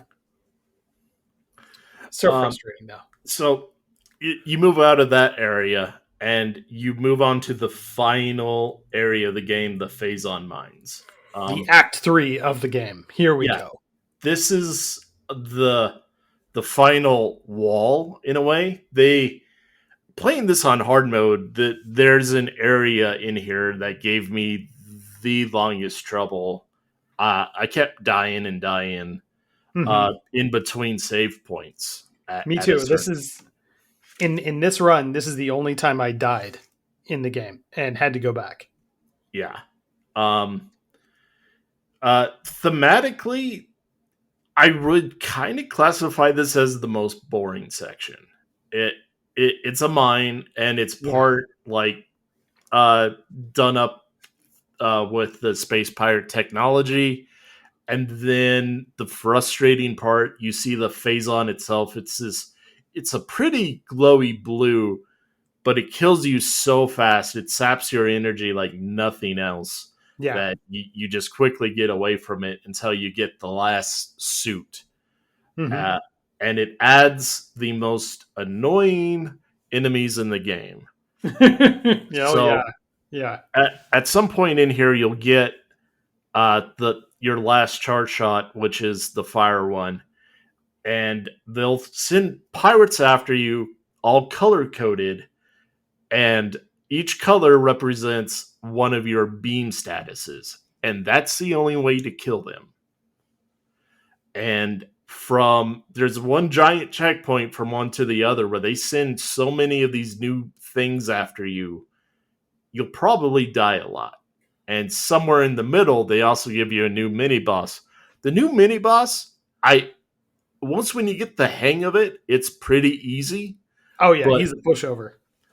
until then, like Yeah. for newcomers, he's a bitch. Yeah. Yeah. Yeah, I And the remember reason, the first time I fought him way back when I was a kid, like it felt really it felt tough. But then like now, because I know the rhythm, it's just kind of like, okay, well hold on, you gotta wait, charge up that super missile and jump, fire. That's it. yes, Jump, fire. That's it. yeah. What you're supposed to do is fire a charge shot at his head, but he can also absorb your impact. So you gotta time it right. And the best time to do that is after he releases a Donkey Kong ground pound technique that sends a shockwave that you're supposed to Yeah. jump over. The timing of it is a little tricky at first, but once when you got it, you got it. Yeah. Yeah. Um, You jump over the shockwave and you release your super missile. That's it. and you keep doing that over and over. But then they'll send after a mini boss fight more of those color coded pirates after you, and they'll just whittle your health down. And it's quite a ways, like I said, before this certain checkpoint. But once when you're there, I'd say if you've gotten there, you'll probably beat the game unless Yeah. you get stuck on meta Ridley like I did. Yeah. Now, I did something stupid, and I got to the room, the central dynamo, which Yeah. holds the power bomb upgrade, and so you blow up the power generator, and that gives you the power bomb. And I was like, okay, well, really low on health, but I got it, so now I can go to the save room. And I took the wrong door, Oh, and I should have remembered, like, oh no, the save room is at the other end of the room, and I just took the wrong door. you got Instead, shot I by the started. turrets, didn't you? Well, I was fine with the turrets. I took care of those. But then I turned around and realized, like, oh no, shit, I got to go back to the save room because I need health, and Oh I got to no. go back there. You go back into the room that had the central dynamo, and now it has four Four. of those space pirates that are only vulnerable to your ice beam. Your ice beam shot is very slow compared to everything else. So they will just dodge out of the way of your shot from the ice beam. And if you're trying to deal with four of these pirates, it's a sap on your energy. And that's what got me. I got him down to like I killed two of them, and then the other two killed me, and I was like, shit, I got set back by like a half hour. Okay, I gotta be smarter about what I'm where I'm going.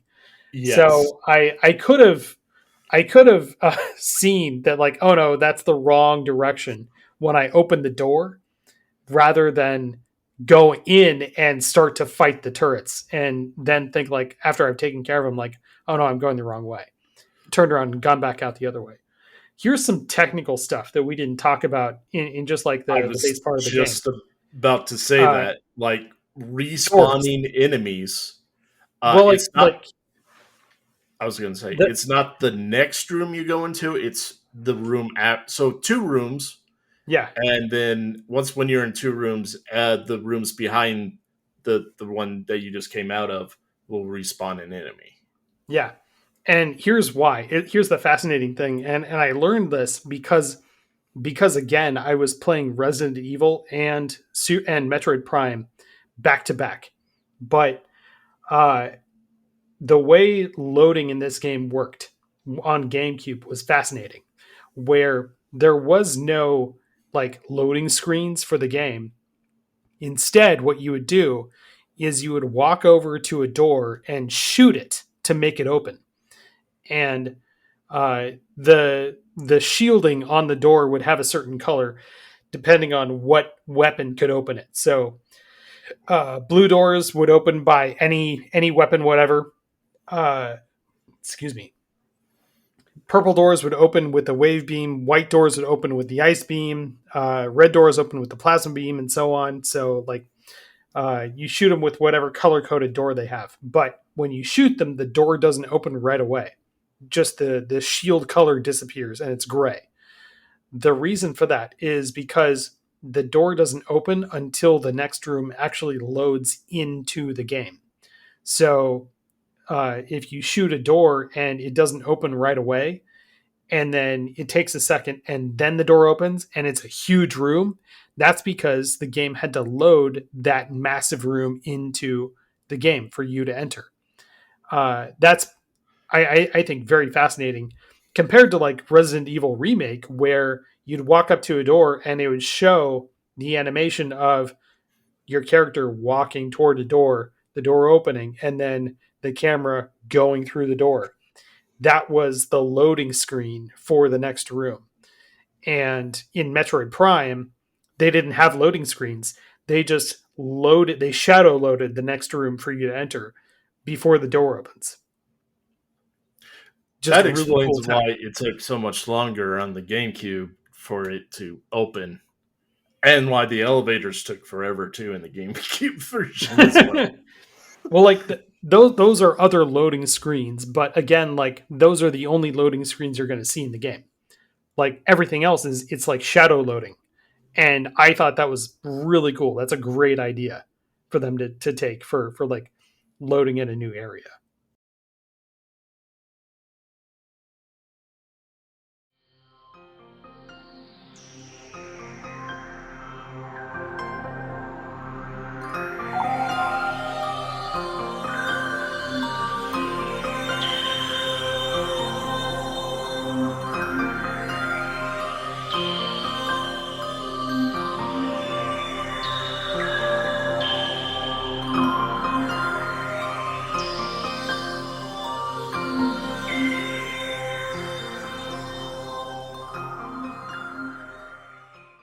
So, before we get to the final boss of the Phazon Mines, any area you want to kind of call out? Well, like the phase on mines, you said that like they are kind of boring, but the the environment is like very industrial looking, and the phazon has this glow, which is just it's beautiful. It is really cool. So, uh, like the technology and like all the industrial kind of stuff around this area is kind of boring, but it's still like when you get down into the deep part of the mine where the phazon is, that's where it's kind of like it looks really cool. There are mutated mushrooms that are growing massive down there. There's a room that lets you scan a computer panel, which will then automatically turn off the security grid and release the Metroids into where the pirates are working, and they'll kill all the pirates. Um, Unfortunately, like that's the only scripted time where Metroids attack pirates. Any other time that like a Metroid is flying around the room, like in the Phendrana drifts, and there are pirates there, they'll both attack you. They won't try and attack each other. So I feel like the team didn't really plan for that to happen.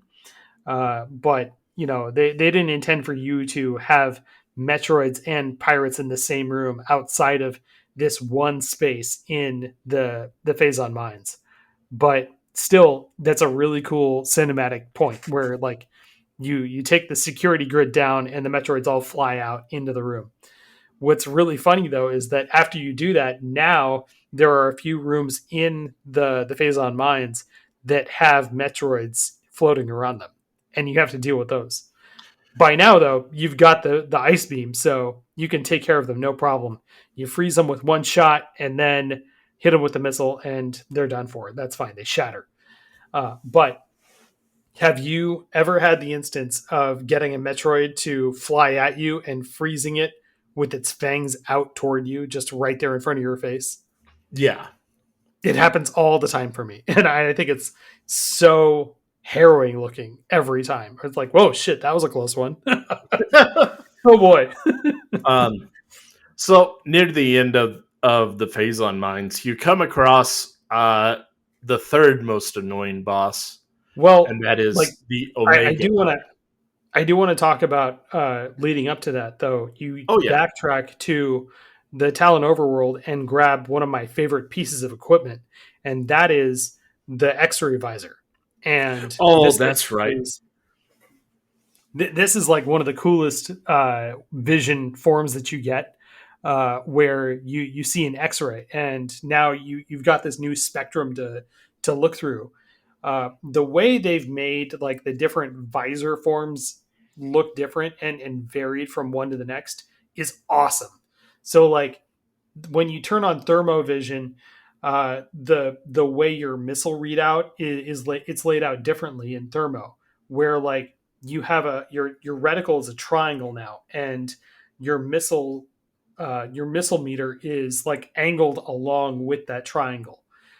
When you switch over to X-ray vision, now your reticle is this giant circle, and then you've got a circle inside of that for your actual aiming, and your missiles are like a curved meter on the outskirts of that circle. And that's just one example of things that are different. Also, like whenever you switch to a different visor, there's like a certain audio like ambiance that plays during it, and I feel like the thermal one is kind of cool, gets a little bit annoying after a while. The X-ray one though, it just sounds really high tech and cool, and I love it. I think it's awesome. So when I first got the X-ray one, I literally went, "God damn it!" And the reason why is I was like, "How many hidden rooms are all over this map that I have already explored, and now I have to go room by room and look for the hidden openings?" Yeah, And it turns there are a out, few. Yeah, yeah, there are a few, but and we'll get to this at the last part of the game. You need it for some of the hidden artifacts, and that kind of sucks. I'll be honest, I kind of needed a guide the first time Mm. getting all the artifacts because some of them Yeah. are really hidden. Yeah. Um, in fact, there's two I really hate because of how hidden they are. Yeah. I can imagine which ones they are. But Yeah, the Omega Pirate. Okay, you the said Omega you had a Pirate. hell of a time with this guy. Yeah, so he's like the other amped up version of the mini boss pirate we talked about earlier, except there are phazon pools around the area that you got to watch out for. He does massive amounts of damage, and he'll suck up your energy beams like no other thing will in this entire game. So his opening to attack is very slim, and I found out the best way to do them. So you first got to get rid of his armored plating, and the best way to do him is lure him into a power bomb with your ball form. Those are the really big bombs. Yeah. And if you do it just right, all his armor will fall off and he'll disappear. This is where the other annoying part comes in. Those pirates that we love so much that are color coded show up. And they And you're mix and match now, them. Like they're yeah, like four that will come into the room, and they could be like any one of them could be any color that you of a yes. weapon that you have. So they might send you one white one red one, and two purple ones, and it's like shit. You got to deal with all these guys. And this is the other part is you're not just trying to take them out.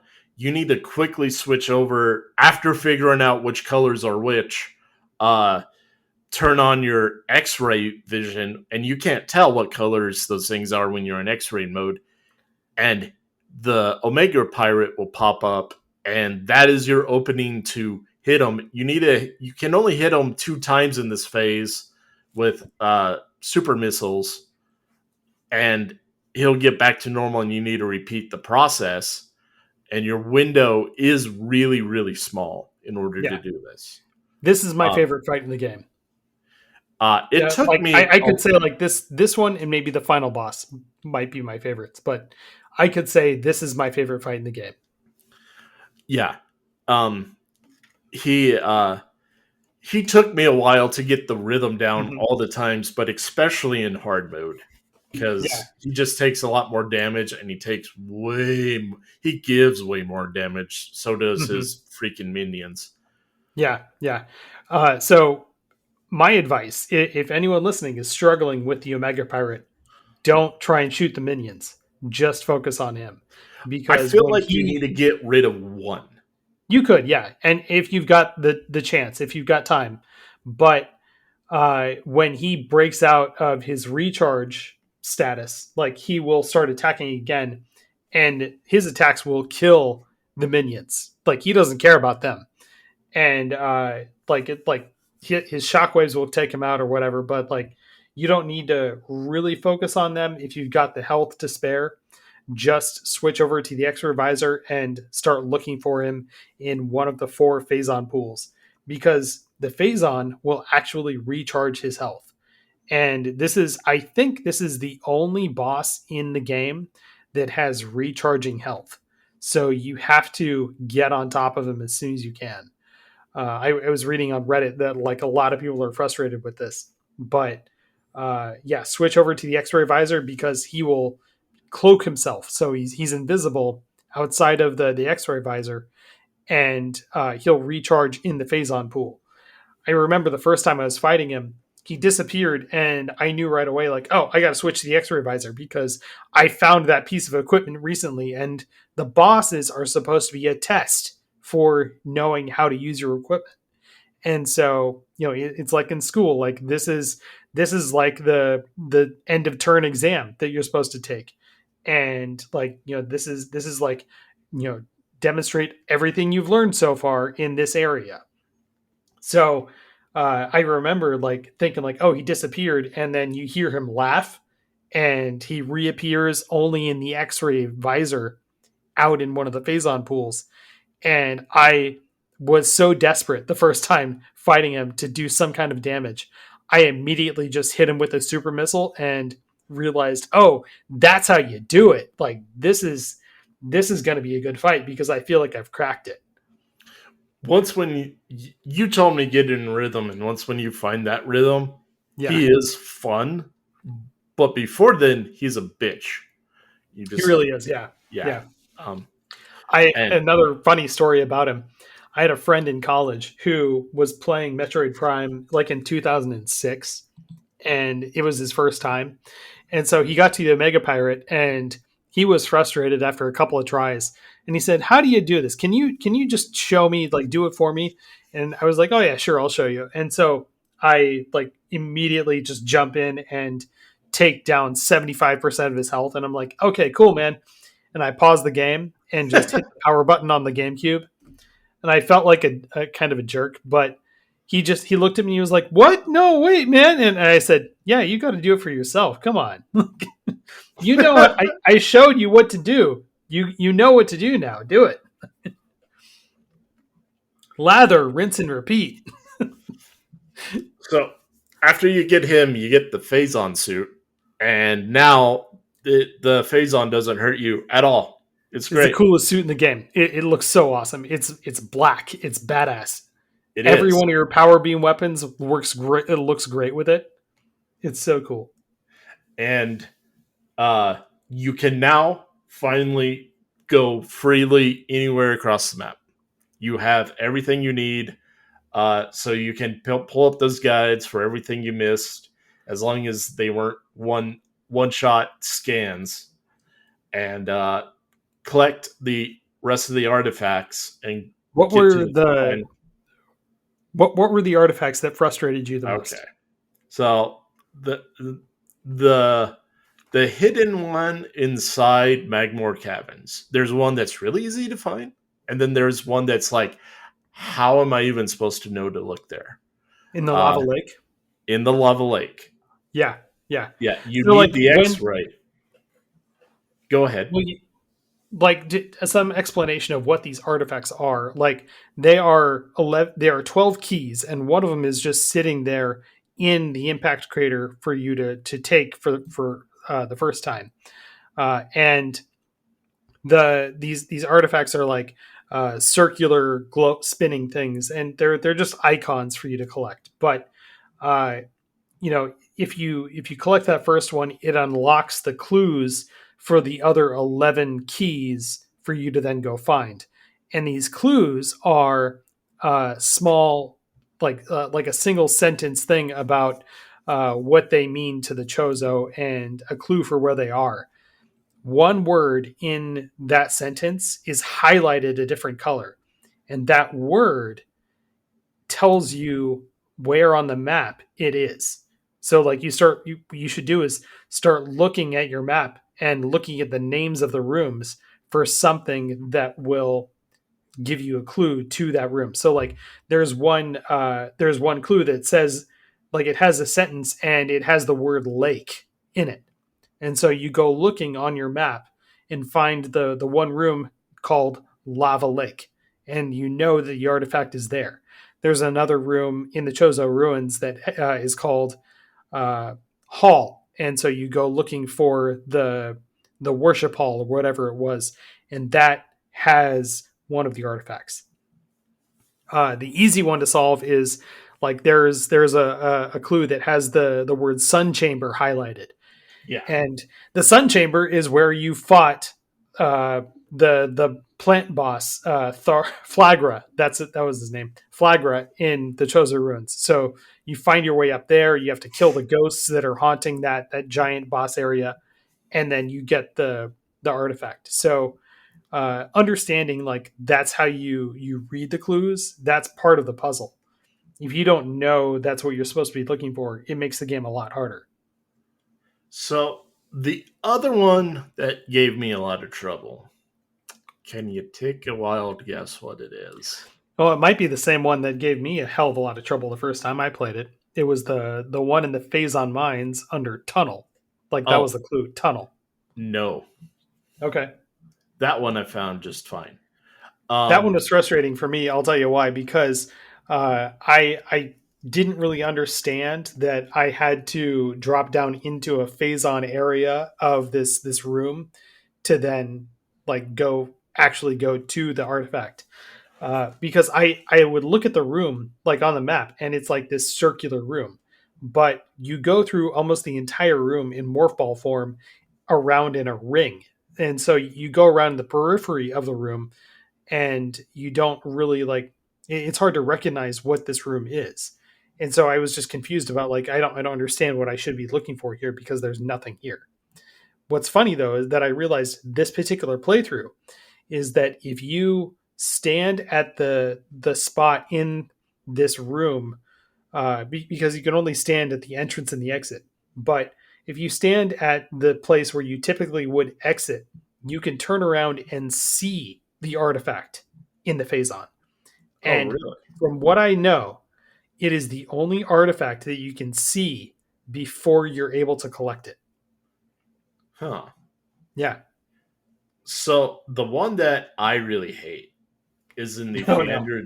Fianna Drifts, and there are these two towers, and what you're supposed to do, Hmm. um, it's the only time in the game that it feels like it fucks with you a little Up in because the control tower.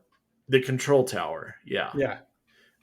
Because what you're supposed to do is you go inside one of these towers, and then what looks like outside environment, literally stuff you're not supposed to touch. It looks totally environmental.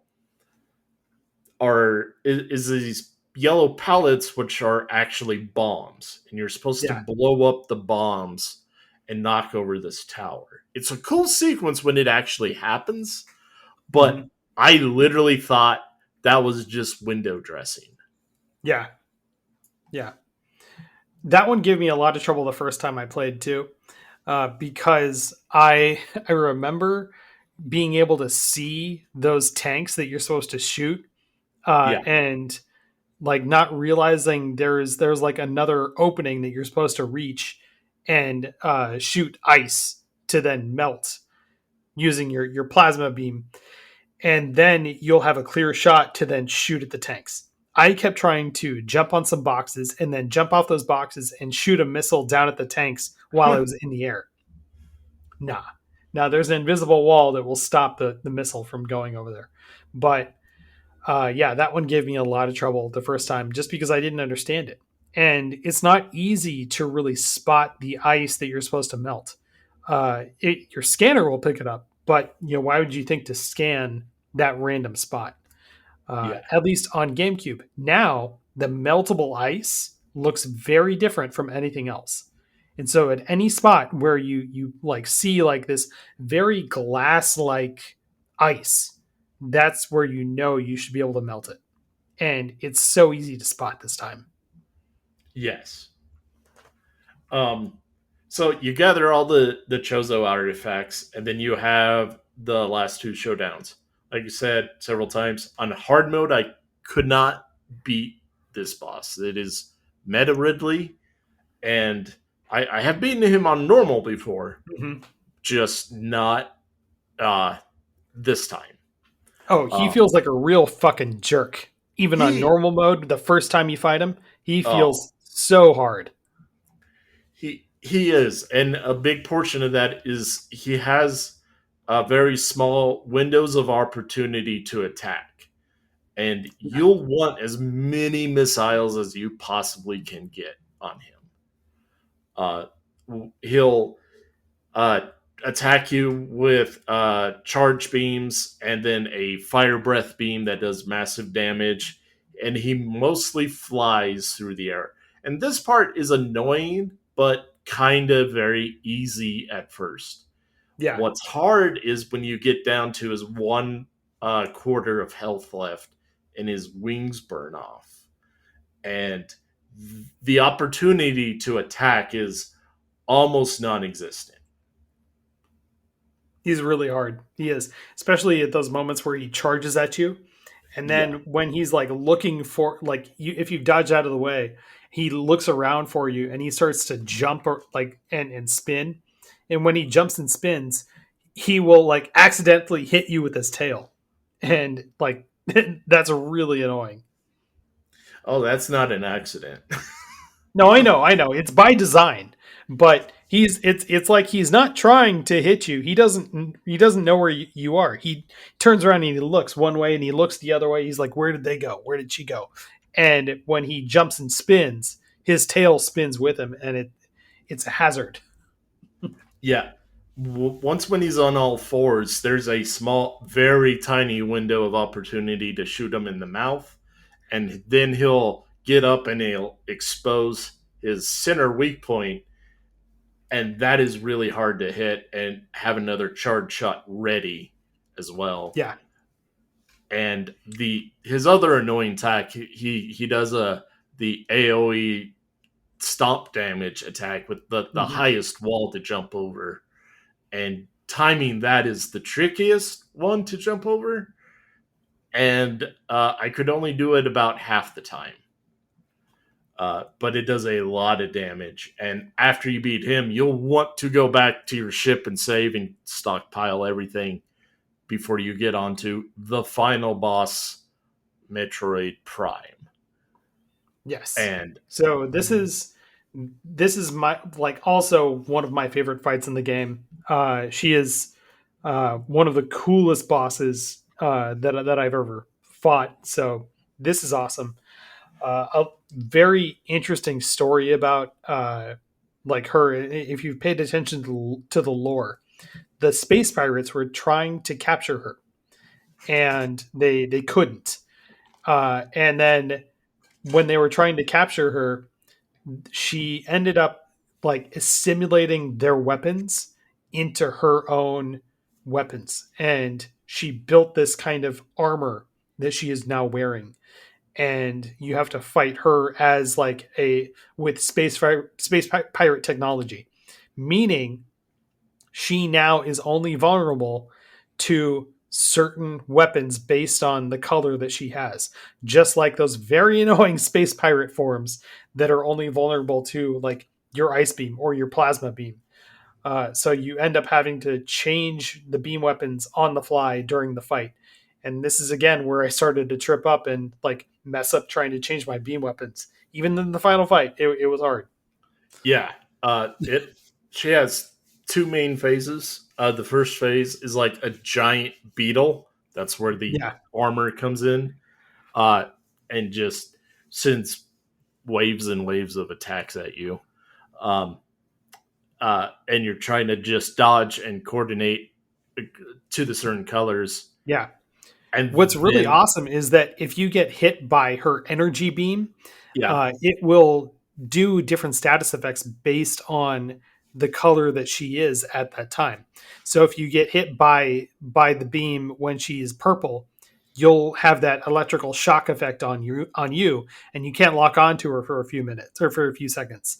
And so you kind of have to reposition yourself and like reset yourself. If you get hit by the ice beam, you get frozen in place. If you get hit by the fire beam or the plasma beam, you get set on fire and you start to take damage over time. yeah. Uh, It's it's so a cool. really hard fight, and you're not even done because this thing has a No, second phase. no, like you just destroyed her armor. Yeah, Now Metroid Prime is pissed off. yeah, and the design of the final phase is kind of trippy. Yeah, It's this floating face with tentacles, no real mouth, just these glowing eyes, and you need your X-ray vision to like also see her half the time too. yeah. Uh, It is a Metroid that has been mutated by the Ultra Phazon that is in the impact crater. And this Phazon isn't blue, it's orange. So the orange Phazon has really screwed up the Metroid DNA.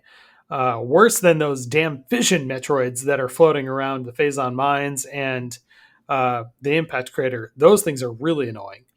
But uh, like she is mutated in a different way into Metroid Prime. She originally started out as a Metroid, and now the Phazon has warped her into this higher being. Yeah, and if I remember right, one of my methods on beating her the first time was using the wave beam with its charge shot, which is kind of the shittiest charge shot in the entire game because it soaks up missiles like you won't believe. It's Uh-huh. just a steady pulse of a long beam, and it will like take a quarter of your total missiles before the shot is done. Yeah. It's the Ghostbusters beam. It really Yeah, it's a it's pretty proton cool. pack. That's Yeah. the perfect way of describing it. It looks really cool, Yeah. but it's not as effective as it sounds until the final boss. It is great for a swarm of those purple pirates though. Yeah. Yeah. It really is. Um, But you ended up not using the phazon pools for against her. Is that right? Because I did had to use those too. okay. Okay. Um, Because I actually, as many times as I played this game, I didn't realize that the charged missile shots did anything. oh, really? Yeah. Yeah, I learned something new tonight. Thank you. I so I'm doing this by memory, and I just remember using the charged phazon shot. And I think I experimented with the other ones, and I remember them doing dick. But I remember for some reason the Okay, purple yeah, wave one did damage. it did do damage. That's weird. Okay, because like as far as like the game even tells you, she will only take damage from phazon itself. So what you have to do is wait for her to spawn a pool of concentrated liquid phazon, and then you have to stand in that, and your phazon suit that you got from the Omega Pirate will supercharge your arm cannon, and you can shoot supercharged phazon into Metroid Prime, and that will kill her. It will That also might kill be the Metroids that she spawns that get really annoying in the fight. yeah. That might be more of what I'm thinking of, but I do Okay. remember like the phazon beam I'm Mhm. firing to finish her off. Yeah. She will also sometimes change the spectrum that she is visible in, and so she might only be visible in the X-ray or only in the thermo vision, and so you have to quickly switch to those on the fly. You know, Yeah. this really is the final test for all the things you've learned and how to use your equipment best throughout the whole game. Like this is it. Yeah. And I'm pretty sure when I did finally beat her, I was just at a slither of health. Just like, oh, it's Yeah. over. Yeah. I every time I've had Metroid Prime in some form, I have played it regularly, and then I play it on hard mode. And I remember the first time I finished hard mode, I was a freshman in college, and I did it, and I was like, oh my god, I finally killed her, and I got up, walked out of my dorm room, and walked over to the guy next door, and just leaned against his doorway. I was so tired, and I said, I just beat Metroid Prime on hard mode, and I was exhausted from that fight because it felt like it went on forever, and it was just so difficult to just maintain energy during that fight. Crazy. Yeah. It it it's a slog for sure. A really fun Yeah. slog, but a slog. And when you're done, you're just like, it's over. Yeah. It's finally over. Uh I don't remember exactly how the credits roll. I just remember her flying off in her ship, and that was She escapes the impact crater after Metroid Prime changes into a third form. She changes into like this. It looks kind of like one of the SA or one of the virus things from Metroid Fusion, and particularly like one of the armored ones, which is it's very strange for it to look like one of those that is the natural prey of Metroids. So she changes into this big thing that has like a spiked ball of energy around it, and then some tentacles reach out from her and sort of absorb or like steal the Phazon suit out of Samus, and she just like is Oh, hungry for more and more Phazon, and so she even like goes after the Phazon in Samus before she dies, and she just kind of melts into this pool of bubbling Phazon, and then Samus like starts like the ground starts to shake, and she just jumps out of the pit that she was fighting Metroid Prime in, and then you like see her like jump into her ship, and the ship flies out from the impact crater, and she watches it explode and burn, and this is the first time you see her without her helmet on, and she looks down at the crater. uh, One other thing that I would want to note here is that like a few of the environments look very like different from what they did in the other versions of Metroid Prime. Some of them are more vibrant and brighter. Some are like darker in certain ways. So like the arena where you fight the Omega Pirate is much darker in this version than it is in other ones. The arena where you fight the final form of Metroid Prime is brighter than the other versions that I did. Like the other versions that you fight her in, it is like a very dark space, and it's not hard to navigate through, but it's a dark area. It's a cavern, and this time around, it like things are vibrant in this area, so it looks amazing, but it is not what I remember, and not what I've known over the course of years. So another strange difference that this version has. So yes, the she escapes the impact crater, it explodes, and she turns around and watches the structure, the Chozo structure that was holding all the artifacts burn. But yeah, then the credits continue to roll. and that's it. That's it. There is a kicker though. Yeah. When you talked about the Metroid, I'm like, wait a minute, this reminds something me of something. something It's is up. coming back to me now. Now, in the original versions of Metroid Prime, you didn't see this kicker unless you beat it on hard mode, and now you just get to see it at the end of the credits, no matter what. But uh, Metroid, like it goes back to the pool of Phazon, and what looks like the arm of Samus's Phazon suit pops out of the pool straight up, and it like holds there for a second, and then on the back of the hand is an eye that opens up and looks around, and that's it. That's all you see. Yeah. But it's like, The, oh, something, something's happening. the birth of Dark Samus. Yeah. Which I wish I have played Metroid Prime 2 and 3. I have not. Okay, yeah, But I'm very well aware of Dark Samus. I mean, hell, they threw her in Smash. yeah, yeah. So it ain't that much of But a secret. now, speaking of Metroid Prime 2, that game it it does a lot of things better than Metroid Prime, but it also doesn't it does some things worse than Metroid Prime. So I would love for them to do another remaster like this for that game, but I don't think they will because Metroid Prime 2 didn't sell that well. It wasn't as well received, and I don't think Remastered sold as well as they were hoping. So you're probably not going to see Remastered of 2. Yeah, that's a shame. And I don't Yeah. know how they would handle 3 because of the Wii motion controls.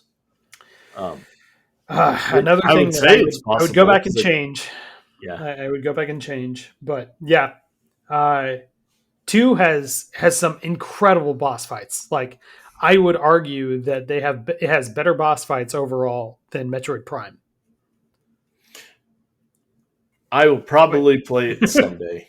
yeah, someday. But Metroid Prime 4 is right around the corner. Yeah, Finally. it's coming. Yeah. Uh, do you have any final thoughts on the game? Oh man, like this version, the Switch version is like it looks amazing. This is like probably like on average, like if you were to just take how I feel about every version of the game and average it out, this is probably the best way to play it. I feel Yeah. like. Despite the control issues, which Yeah. I wish they could just make you remap and change. Um, I would Super Metroid probably, lets you remap all of your controls. Why can't we do it here? yeah. Uh, I think this version looks so pretty. Yeah. It sounds great. It feels great. Otherwise, for those minor control problems, it is definitely a must play game. If you love the Metroidvania stuff and you're just wondering how does a 3D one work, this is where you should go. Yeah. Um, Great and example. here's hoping 4 is really really good. Oh man.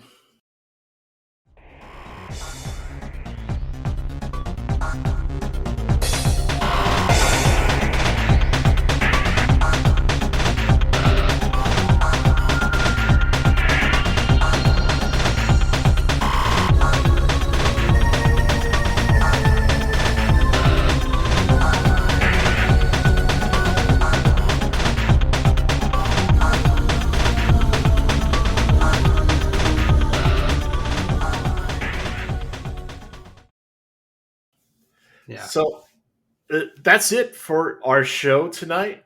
Kevin, where can people find you? You can find me mostly on Discord at the Portland Kevin.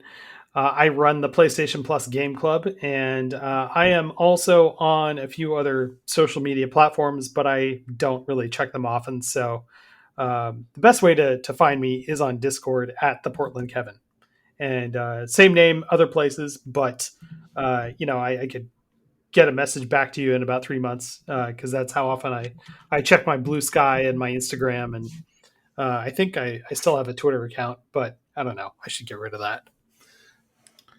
Yeah, I don't really have much of a social media presence either, but you Yeah. can find me on Discord as well at Sage Temple, which is Jordan Vickers, uh, and I'm probably somewhere in the Trophy Talk Discord, floating around in there from time to time, mostly whenever new updates on the PlayStation Plus happen. I post those in there for Kevin and everyone Yep. else on there, like, hey, this is what's coming out this month. And Pretty oh, awesome. yeah, are you excited at the fact that Last of Us 2 is coming to the service?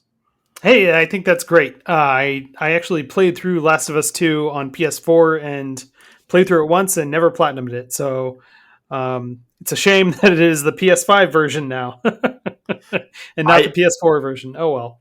I've been meaning to play it. I haven't through all these years, despite Yeah. loving the Last of Us one. But now I'm like, hey, it's free now. Now I just download it and play it whenever I want. Yeah, you So might as well. And then the PlayStation Plus Essential coming up for October is a banger month, and I haven't even gotten to the September games. So man, like I'm eating good now. So man, it's been a huge game or huge year for games.